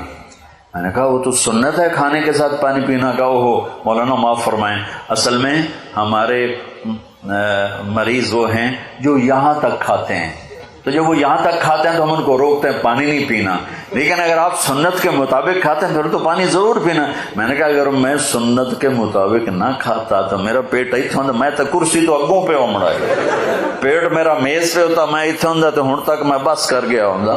تو میں تو اللہ کا فضل ہے. دیکھو میری ایک بات یاد رکھو، دسترخوان پہ ہاتھ کو روکنا سیکھ لیا جس نے، دسترخوان پہ جس نے ہاتھ کو روکنا سیکھ لیا اور غصے کے وقت زبان کو روکنا سیکھ لیا، یہ عرشوں تک پرواز کرے گا، اس کو کوئی پکڑ نہیں پائے گا.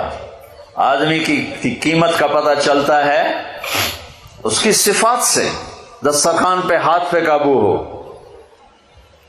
اور غصے کے وقت زبان قابو میں ہو تو اللہ کے فضل سے تم ہی تم ہوگے، تمہارے نام کے ڈنکے بجیں گے.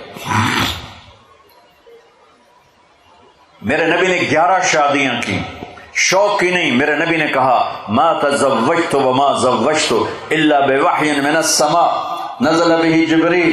میں نے جہاں شادی کی، جہاں بیٹی تھی، پہلے وحی آئی پھر میں نے شادی کی. یہ 11 شادیاں کیوں کی؟ کہ خامند اور بیوی کا رشتہ بہت نازک ہوتا ہے، اسے چلانا سنبھالنا ڈگریوں سے نہیں ہوتا، شکل صورت سے نہیں ہوتا، نبی والے اخلاق سے ہوتا ہے، نبی والی محبت. دیکھو عرب کے ماحول میں بیوی سے اظہار محبت عیب تھا اور معشوقہ سے اظہار محبت فخر تھا. اب سب نوجوانوں اکٹھے پڑھتے ہوئے نصیحت کرتا ہوں، ماں باپ کی مرضی کو شامل کر کے شادی کرنا، عشق کی شادی نہ کرنا. پوری تاریخ میں وہی عشق کامیاب ہوا ہے جس میں شادی نہیں ہوئی. جو ہی معشوقہ بیوی بنی اور عاشق خامند بنا، اس بھی چھوٹا چال ہے تو اس بھی چھوٹا چال ہے. ساری عشق مشوقیاں گئیاں. پوری تاریخ پڑھ کے ذمہ داری سے بتا رہا ہوں، وہی عشق کامیاب ہوا ہے جو ناکام ہوا ہے. جس عشق کا نتیجہ شادی ہے وہ نیرے لتر ہی لتر ہے، چوتھے دن سارا عشق ہوا ہو جاتا ہے. ہاں، لہذا اپنی شادی میں ماں باپ کی رائے کو شامل کرنا، ماں باپ کی رائے کو شامل کرنا، ماں باپ کی رائے کو شامل ماں باپ سے کہتا ہوں مسلط نہ کرو، مسلط نہ کرو، چونکہ یہ بچے اور بچی کا اختیار ہے. قبول کیا باپ نہیں کہتا، ماں نہیں کہتی، قبول کیا بچہ کہتا ہے اور بچی کہتی ہے. تو یہ اللہ نے شریعت کا حق بچے اور بچی کو دیا. یہ والدین سے کہتا ہوں، آپ سے کہتا ہوں ماں باپ کی رائے اور ماں باپ کی چھاؤں کے تلے یہ فیصلے کرو. اور ماں باپ سے کہتا ہوں کہ مسلط نہ کرو، بس اتنے ہی کرنا ہے، جٹائیں چی کرنا ہے، جٹائیں چی کرنا، بھاویں مت ہوئے تو نہ ہو، جٹائیں چی کرنا ہے، نٹائیں چی کرنا ہے، بٹائیں چی کرنا ہے، بدن جٹ مٹ نت کہ تو سارے کٹھے ہو. قبول کیا، یہ لڑکی کہتی ہے، قبول، یہ لڑکا کہتا ہے قبول کیا. نہ کہو تو نکاح ہی نہیں. ہمارے دوست کا گاؤں تھا، اس کا گاؤں کا ایک بچہ چلا گیا بسوں میں، کنڈکٹر لگ گیا چھوٹی عمر میں. تو کنڈکٹر کا کام ہوتا ہے سواری بٹھانا، سواری اتارنا، اور کہیں اگر پھنس جائے تو گاڑی کو آگے پیچھے ریورس کرانا. استاد جی کٹ لو، استاد جی آن دو، استاد جی جان دو. تو ان کا ایک محاورہ بن جاتا آن دو جان دو. تو آپ کو صحیح واقعہ سنا رہا ہوں، لطیفہ نہیں ہے. اس کا نکاح ہونے لگا، نکاح ہوا تو مولوی صاحب آخیا فلانے دے دی تا اتنا مار تین دیتا تو قبول کی تھی. تھوڑی دیر سوچ کہاں جی آن دو. اس کا بھائی پاس بیٹھا تھا، اس نے کو نہیں ماری، کہاں جی جان دو. اس نے پھر اس کو نہیں ماری، کہا جی پھر اچھا جی میں سارے دی صلاح ہوئے. میں کہا کرما لے، نہ آن دیو نال نکاح ہوئے گا نہ جان دیو نال ہوئے گا، نہ سارے دی صلاح نال ہوئے گا. تو آنکھ میں قبول کیتا تا جا کے نکاح ہوئے گا. تو قبول کرنا تو اللہ نے بچے کا حق رکھا ہے، بچی کا حق رکھا ہے. تو ماں باپ کے سامنے ہاتھ جوڑتا ہوں کہ مسلط نہ کرو، مسلط نہ کرو. یہ میرے نبی کی تعلیم ہے. او میرے بھائیو، نبیوں کے بعد اگر کوئی جوڑا کوئی جوڑا ہے تو وہ علی و فاطمہ ہے، وہ علی و فاطمہ ہے۔ اور میرے نبی نے کہا، کیا میں نے کہا تھا کہ اللہ نے کہا یہاں بیٹی دو میں نے دی، اللہ نے کہا یہاں شادی کرو میں نے شادی کی۔ آسمان سے جبریل پیغام لا چکے ہیں کہ فاطمہ علی کے لیے طے ہے، اور علی رشتے کا پیغام لے کر آتے ہیں، یا رسول اللہ میں فاطمہ کے لیے آیا ہوں، اور آپ ہاں نہیں کرتے، انشاءاللہ کہہ کے چلے جاتے ہیں، گھر تشریف لے جاتے ہیں، فاطمہ کو بلا، بیٹی فاطمہ علی کا رشتہ آیا ہے، ہاں کر دوں۔ ہوئے ہوئے ہوئے ہوئے ہوئے ہوئے، او میرے عزیزو، اللہ کا فضل ہے، یہ ہماری آج کی بچیاں بھی، یہ بھی بیچاری چپ کر کے سر جھکا کے بیٹھ جاتی ہیں، بہت کم فریاد کرتی ہیں۔ تو آپ کا کیا خیال ہے اگر میرے نبی باہر ہاں کر دیتے تو فاطمہ نے انکار کرنا تھا؟ لا الہ الا اللہ، یہ تو کفر کی بات ہے، لا الہ الا اللہ۔ لیکن اللہ کی قسم امت کو سمجھانے کے لیے، بیٹی فاطمہ علی کا رشتہ آیا ہے، ہاں کر دوں، ہاں تو آسمان سے ہوئی پڑی۔ فاطمہ سے پوچھنے کی ضرورت کیا ہے؟ ضرورت ہے کہ بیٹی فاطمہ ہو، پیغام لانے والا علی ہو، اور آسمان سے جبریل فرشتہ پہلے سے وحی لا چکا ہو کہ ادھر ہی شادی ہوگی، پھر بھی بیٹی سے پوچھنا پڑے گا بیٹی کر دوں۔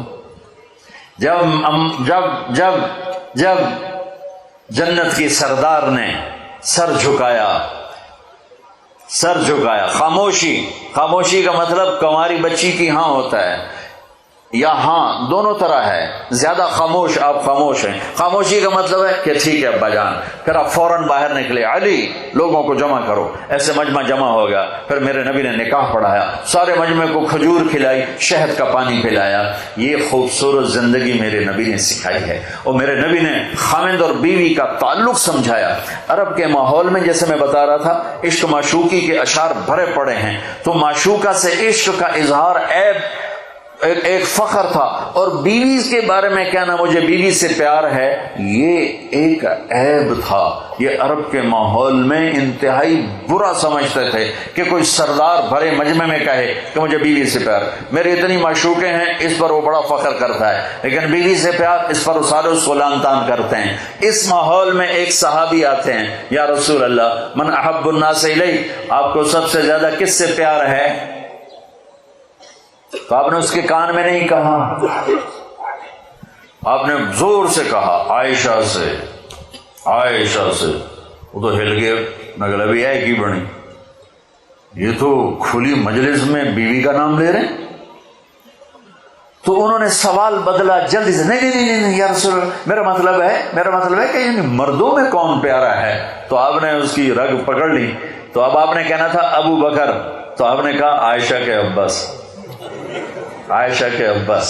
سبحان، خاوند اور بیوی کا رشتہ کیسے چلتا ہے؟ ڈگریوں سے نہیں، شکل سے نہیں، بڑے گھروں سے نہیں، زیور سونے چاندی سے نہیں، بڑی تنخواہوں سے نہیں، بڑے کاروبار سے نہیں، میرے نبی والے اخلاق، میرے نبی والے اخلاق، میرے نبی والے اخلاق۔ بچوں سیکھو، میرے نبی کی زندگی پڑھو، میرے نبی کی زندگی پڑھو، پھر آپ کٹھے پڑھتے ہو۔ ہم اس طرح، ہماری حدود ہیں، ہماری باؤنڈریز ہیں، کراس کریں گے ہم ذلیل و خوار ہو جائیں گے۔ اللہ تعالیٰ نے یہاں چند پابندیاں دے کر ہمیشہ کی آزادی دینے کا وعدہ فرمایا ہے، یہاں تھوڑی دیر کی تکلیف دے کر ہمیشہ کی جنت کا وعدہ فرمایا ہے، یہاں چند دن کی زندگی، وہاں وہ زندگی جس کی انتہا کوئی نہیں۔ ایک منظر کو دیکھنے بیٹھے گا، لاکھوں کروڑوں سالوں سے میں گزر جائیں گے۔ اس زندگی کو سیکھنا ہے، یہ تبلیغ کا کام، اس کو سیکھنے کی محنت۔ آپ سب سے گزارش کرتا ہوں کہ اپنی تعلیم میں زور دو، اپنے اساتذہ کا ادب کرو۔ آپ لڑکے لڑکیاں اکٹھے ہو، ایک حد بیچ میں باقی رکھو کہ شرم و حیا باقی رہے، شرم و حیا باقی رہے، شرم و حیا باقی رہے۔ اپنے دامن کو پاک صاف رکھو، اس کی وہ قیمت لگے گی کہ فرشتے بھی تمہارے آ کے پاؤں چومیں گے اور تمہارے ہاتھ چومیں گے کہ پاک دامنی اتنی بڑی چیز ہے، اتنا بڑا زیور ہے۔ جہاں بھی ہو، نماز کا وقت ہو جائے نماز نہ چھوڑو۔ والدین زندہ ہیں، کبھی ان کے سامنے اونچی نہ بولو، وہ زیادتی بھی کریں تو چپ کر کے معاف کر. شادیاں ہو جائیں تو بیوی خامند کے لیے، خامند بیوی کے لیے ایسے اخلاق لے کر آؤ کہ آپ کے گھر ہمیشہ آباد رہیں. اس کے لیے میرے نبی کی سیرت پڑھو، میرے نبی کی زندگی پڑھو. میں نے آپ کو بتایا میرے نبی نے اللہ کا دیدار کیا، اس کے باوجود آپ فرما رہے ہیں عائشہ مجھے جب سے پتہ چلا ہے تو جنت میں میری بیوی ہے مجھے تو موت ہی اچھی لگنے لگ گئی. یہ اظہار محبت تھا صرف ہمیں سکھانے کے لیے، سکھانے کے لیے. حضرت میمونہ کے گھر میں آپ تھے، آپ کو پیشاب آیا، باہر گئے، حضرت میمونہ کی آنکھ کھلی تو بستر خالی. ان کو شیطان نے چکر دے دیا کہ یہ تو کسی دوسری بیوی کے پاس چلے گی. سوکن پنا انہیں کنڈی لگا دی. میرے نبی آئے، دستک دی، میمونہ دروازہ کیوں بند کیا؟ کہا مجھے چھوڑ کے دوسری بیوی کے پاس کیوں گئے؟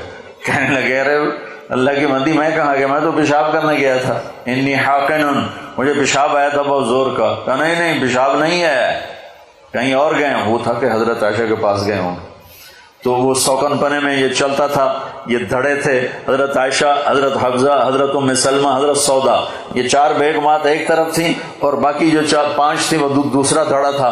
تو میمونہ دوسرے دھڑے میں تھیں. کہا مجھے پتا ہے آپ کہاں گئے تھے؟ کہ اللہ کی بندی پیشاب کرنے گیا تھا. کہا نہیں آپ مجھے پتا ہے. آپ نے کہا میمونہ میں اللہ کا رسول ہوں، میں 2 نمبری کر سکتا ہوں. پھر ان کو کرنٹ لگا، اوہ یہ تو صرف میرے خامن نہیں 2 جہان کے سردار ہیں. اب انہوں نے ڈرتے ڈرتے دروازہ کھولا کہ پتہ نہیں میرے نبی کیا کریں گے. آپ نے دروازے میں قدم رکھا اور مسکراتے ہوئے گئے اور جا کے بستر پہ دراز ہو گئے. کوئی خان صاحب کے ساتھ ہی ہوتا تو خان صاحب کیا کرتا؟ پورا چپل اس کے سر پہ صاف کرتا تھا. تو میرے بچوں آپ ہمارا سرمایہ ہو، نبی والی زندگی سیکھو. اس میں عبادت، نماز ہے، اس میں اخلاق ہیں. والدین، شادیاں ہو جائیں، بیوی، اولاد ہو جائے تو بچوں کے ساتھ کیا کرنا ہے. استاد ہیں، استادوں کو کہتا ہوں کہ اپنے شاگردوں کو اولاد سمجھو. صرف تنخواہ کے لیے نہ پڑھاؤ، ان کو کچھ دینے کے لیے پڑھاؤ گے تو انشاءاللہ یہ ہماری نسل بنے گی، بڑی کامیاب نسل بنے گی. جب کبھی نماز چھوٹ جائے اسے چھوٹا نہ رہنے دو، اسے قضا کرو، اسے قضا کرو. اگر رمضان آ رہا ہے کوشش کرو کہ پورے روزے رکھو. آپ جوان ہو، آپ کے لیے کیا مسئلہ ہے. حضرت عبداللہ بن زبیر، خیر یہ مثال انہی کے ساتھ ہی ہے، کوئی اور تو کر نہیں سکتا. پہلا روزہ رکھ کے 15ویں روزے افطار کیا کرتے تھے. 15 دن نہ کھانا نہ پینا. پھر 16واں روزہ رکھ کے اور 30ویں روزے افطار کیا کرتے تھے، نہ کھانا نہ پینا. ان میں ایک طاقت آ گئی تھی. اللہ کے نبی نے نا خون نکلوایا، خون، تو اس کو کپنگ کہتے ہیں، اسے نکلوا. آپ نے کہا عبداللہ جا کے دفن کر دو. وہ باہر گئے، انہوں نے سارا پی لیا. تو اندر آ کر آپ نے پوچھا دفن کر دیا؟ کہا جی وہاں دفن کیا کہ کبھی کوئی دیکھ نہ سکے. آپ نے کہا شاید تو نے پی لیا. کہا پی لیا. کہا پھر لوگوں کی خیر نہیں. کہا پھر لوگوں کی خیر نہیں. تو اللہ نے ان کو اتنی طاقت دی تھی کہ وہ مدینہ سے روزہ رکھ کے چلتے تھے اور 8ویں دن آ کر پورے سفر کو طے کر کے مکے میں آ کے روزہ افطار فرمایا کرتے تھے. وہ ایک ایکسٹرا آرڈینری چیز ہے. لیکن یہ تھوڑی سی گرمی کو برداشت کرو گے تو اللہ جہنم کی گرمی سے بچائے گا.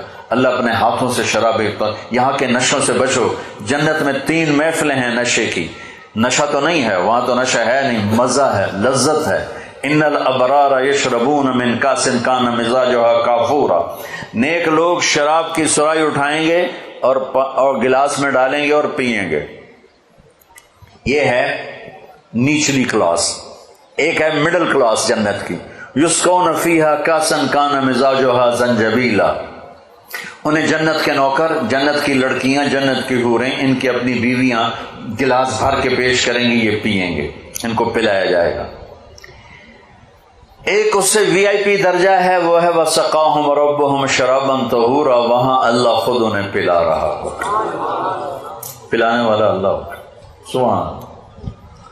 تو کہیں گے یا اللہ آپ ہمیں اتنا بڑا پروٹوکول کیوں دے رہے ہو؟ تو اللہ کہیں گے إِنَّ هَذَا كَانَ لَكُمْ جَزَاءً وَكَانَ سَعْيُكُمْ مَشْكُورًا. یہ تم نے جو مجھے دنیا میں راضی کیا، یہ اس کے بدلے میں تمہیں عزت دے رہا ہوں کہ آج آؤ، آج تمہارا رب تمہیں خود پلانے والا ہے. تو بچوں یہ ایک مسافر خانہ زندگی ہے. اس کی زندگی کے کچھ آداب ہیں. قرآن پڑھو، اپنے نبی کی زندگی پڑھو، اپنی تعلیم میں دیانتداری کے ساتھ پڑھو، جی لگا کے پڑھو. مجھے کالج میں تو پڑھنا نصیب نہ ہوا اسکول میں، کہ مجھے پڑھنے کا کوئی شوق نہیں تھا، ذہن اچھا تھا، حافظہ اچھا تھا، پاس میں ہو جاتا تھا. اور پاس بتاؤں کیسے ہوتا تھا؟ امتحان سے پہلے نماز شروع کر دیتا تھا بڑے خوش و خضوع کے ساتھ، اور رو رو کے دعائیں مانگیں، یا اللہ کچھ نہیں حمدہ مہربانی کر. اب صبح کیمسٹری کا پیپر ہے اور ایڈی موٹی کتاب میرے اگو پئی، ہوں میں کتھوں پڑھا تے کتھوں چھڈا. کتاب سامنے، عشاء کی نماز پڑھ کے آ کے کتاب سامنے، یا اللہ صبح جو پیپر آنا ہے نا اے وچوں کٹ دے، تیری بڑی مہربانی. بسم اللہ. آپ یقین مانو میں ہمیشہ اچھے نمبروں میں پاس ہوا اور صرف یہی چکر چلاتا رہا. یا اللہ کل کیا آنے والا میں انتا نہیں بتا. بسم اللہ بسم اللہ. کوئی 15-20 دفعہ یہ میرا ایکشن ہوتا تھا. جو نکل آتا 5-10 صفحے ادھر پڑھے، 5-10 صفحے ادھر پڑھے. رٹا میں لگاتا نہیں تھا، ذہن میرا اچھا تھا، میں پڑھتا تھا، مجھے یاد ہو جاتا تھا. یعنی آپ اندازہ لگاؤ بھائی، جو کلاس کا جو انچارج ٹیچر ہوتا ہے، اگر کوئی بچہ پوزیشن لے تو وہ خوش ہوتا ہے کہ میرے سیکشن کا بچے نے پوزیشن لی. سینٹرل ماڈل سکول اس وقت ایک ماڈل سکول تھا پورے پنجاب کا، اور بہت اس کا ہائی میرٹ تھا.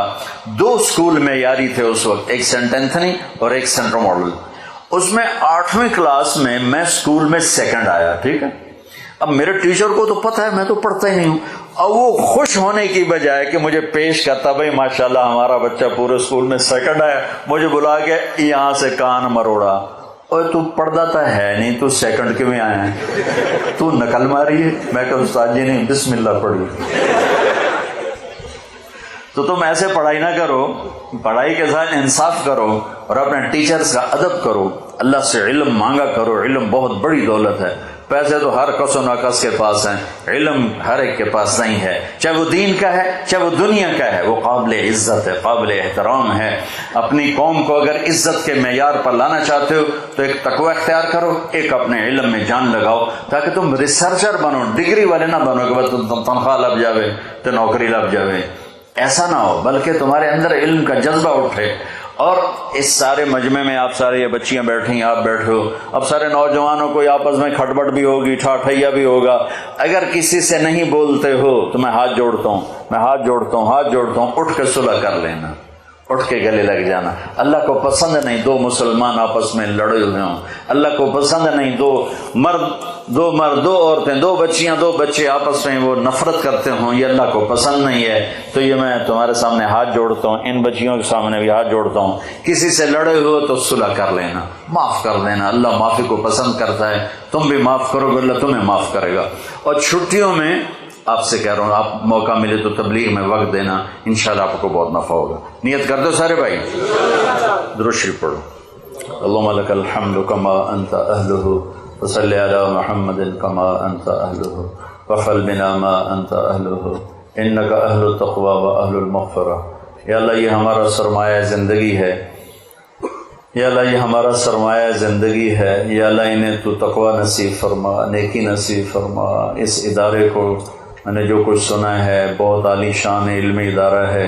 یا اللہ اس میں ایسے علم کی شکلیں ان کو سجھا جو کبھی کسی پر نہ کھلا ہو. کائنات کے چھپے ہوئے علم ان پر منکشف فرما. یا اللہ زمین کی، فضا کی، ہوا کی قوتیں ان پر ظاہر فرما. یا اللہ آج تک پوری امت وہ باہر سے علم لے کر پڑھ رہے ہیں، یا اللہ ان کو ایسے ٹیچر دے، ایسے شاگرد دے، ایسے استاد دے جن کا علم ان کے سینے سے ابلے، جن کا علم ان کے سینے سے ابلے. یا اللہ ایسا علم انہیں عطا فرما. اور یہ یا اللہ یونیورسٹی بن چکی ہے اور یہ بہت بڑا ادارہ بن چکا ہے. اس لفظ کی ان کو لاج رکھنے کی توفیق عطا فرما. یہ ہمارے بچے بچیاں ہمارا سرمایہ ہیں، ان کے نیک مقدر فرما، ان کے اچھے نصیب فرما، ان کو علم میں عالی مقام دے. جب ان کی شادیاں ہوں تو زندگی کے اچھے ساتھی مقدر فرما اور زندگی کو خوشیوں سے بھر دے. ان کو اتنے عالی اخلاق دے میرے مولا کہ جو بھی ان کے ساتھ چلے، جن کے ساتھ یہ چلیں، وہ ان کے لیے دعائیں دیں اور ان کے لیے اپنی نظریں بچھائیں، ان کے لیے محبت کے پھول پیش کریں. یا اللہ ان بچوں کی زبان سے گالی کو نکال دے، غصے کو نکال دے، جھوٹ کو نکال دے. یا اللہ طعنے طنز تشنیع کو نکال دے، ٹونٹنگ کو نکال دے. ان کی زبانوں میں مٹھاس بھر دے، سچائی بھر دے، صداقت بھر دے۔ یا اللہ پوری ہماری نسل جو کالجوں میں یونیورسٹیوں میں پڑھ رہی ہیں ان سب کو تو علم کا شوق دے اور اداروں کو علم دینے والا بنا۔ یہاں جتنے ٹیچر پڑھا رہے ہیں، جتنے پروفیسر پڑھا رہے ہیں، یا اللہ ان سب کو اپنے غیب سے علم لدنی عطا فرما اور انہیں بچوں کو دینے والا بنا، بچوں کے لیے شفیق مہربان باپ کی طرح بنا اور بچوں کو نیک اولاد کی طرح بنا۔ یہاں کے کام کرنے والے، پہرے دار، مالی، جو بھی یہاں ہیں، یا اللہ ان سب کو اپنی قدرت سے نواز دے۔ جیسے اس یونیورسٹی کا تو نے ظاہر خوبصورت بنایا، علاقہ خوبصورت بنایا، یہاں علم کو بھی حسین بنا دے، خوبصورت بنا دے، اور اس مقام پر اس کو پہنچا کہ جیسے اب ہمارے بچے کوئی لندن جاتا ہے، کوئی نیو یارک جاتا ہے، کوئی آسٹریلیا جاتا ہے، یا اللہ وہاں کے بچے یہاں پڑھنے آنے والے ہوں۔ یہ منظر ہمیں دکھا دے کہ ہمیں یا اللہ جیسے تجھ سے مانگتے ہیں کہ ہم اپنی ہر چیز میں خود کفیل ہوں، ہمیں علم میں بھی خود کفیل فرما، ہماری یونیورسٹیوں کو علم میں خود کفیل فرما، ہماری اس نسل کو اس کا ذوق اور شوق دے کہ یہ علم میں خود کفیل بنے، یا اللہ سر اٹھا کے چلنے والے بنے۔ میرے مولا میرے دیش کی حفاظت فرما، یہ فتنوں میں گھرا ہوا ہے، اندر بھی دشمن چھپے ہوئے ہیں، باہر بھی دشمن ہیں، یا اللہ ہم بے بس ہیں بھیڑ بکری کی طرح۔ میرے مولا مدت ہوگی اس ملک کو معصوم بچے ذبح، دھماکوں میں ذبح، یا اللہ بیچارہ ریڑھی والا صبح ریڑھی لگاتا ہے کہ شام کو بچوں کی روٹی لے کر جاؤں گا، میرے مولا اس کی تو بوٹی بھی واپس نہیں جاتی، اور اس کے بچے ماؤں سے پوچھتے رہ جاتے ہیں کہ ہمارے باپ کو کس جرم کی سزا ملی ہے، مسجدیں تک میں ہماری محفوظ نہیں۔ تیرا لاکھ لاکھ شکر ہے تو افواج پاکستان کو اپنے خزانوں سے بہت اعلیٰ جزائے خیر عطا فرما، انہوں نے جان ہتھیلی پہ رکھ کر صفائی کی۔ میرے مولا ہم اس سے بھی زیادہ امن کے طلبگار ہیں کہ ہمارے گھر محفوظ ہوں، ہمارے بازار محفوظ ہوں، ہمارے گراؤنڈ محفوظ ہوں، ہماری مسجدیں محفوظ ہوں، ہمارے دفتر محفوظ ہوں۔ یا اللہ ہماری حکومتی مشینری ہمیں دیانتدار نصیب فرما۔ بددیانت، رشوت خور، دھوکے باز، فراڈی لوگوں نے اس ملک کو پارا پارا کر دیا، چور چور کر دیا ہے۔ یا اللہ ایسے ناسوروں کو یا تو ہدایت دے دے یا ان پر اپنی پکڑ اتار دے، جو صرف اپنے پیٹ کے لیے کروڑوں انسانوں کے منہ سے نوالا چھین لیتے ہیں، صرف اپنی اولاد کے لیے جو لاکھوں کروڑوں اولادوں کو میرے مولا سڑک پہ لے آتے ہیں۔ ایسے ناسوروں سے میرے دیش کی حفاظت فرما، ہمارے اداروں کو دیانتداری سے مزین فرما، سچائی سے مزین فرما، سود سے پاک نظام تجارت عطا فرما، نظام کاروبار سود سے پاک عطا فرما۔ یا اللہ ان کے جن بچوں کے والدین زندہ ہیں ان کو والدین کی ٹھنڈک بنا اور انہیں ان کی ٹھنڈک بنا، اور جن کے والدین قبروں میں چلے گئے ان کے درجات کو بلند فرما، ان کو عالی مقام نصیب فرما، جنت الفردوس مقام فرما۔ ان بچیوں کا آنے والا ہر دن خوبصورت بنا دے، ان بچوں کا آنے والا ہر دن خوبصورت بنا دے۔ جب ان کی زندگی کے رشتے جڑے ہیں تو یا اللہ انہیں خوبصورت زندگی عطا فرما۔ یا اللہ ان جتنے بھی اس میں شریک ہوئے ہیں سب کے اٹھے ہوئے ہاتھ اپنے دل میں کیا کیا وہ لیے بیٹھے ہیں، کھڑے ہیں، سب کی حاجات کو پورا فرما، سب سے راضی ہو جا۔ وصلی اللہ تعالی نبی الکریم، آمین۔ السلام علیکم ورحمۃ اللہ وبرکاتہ۔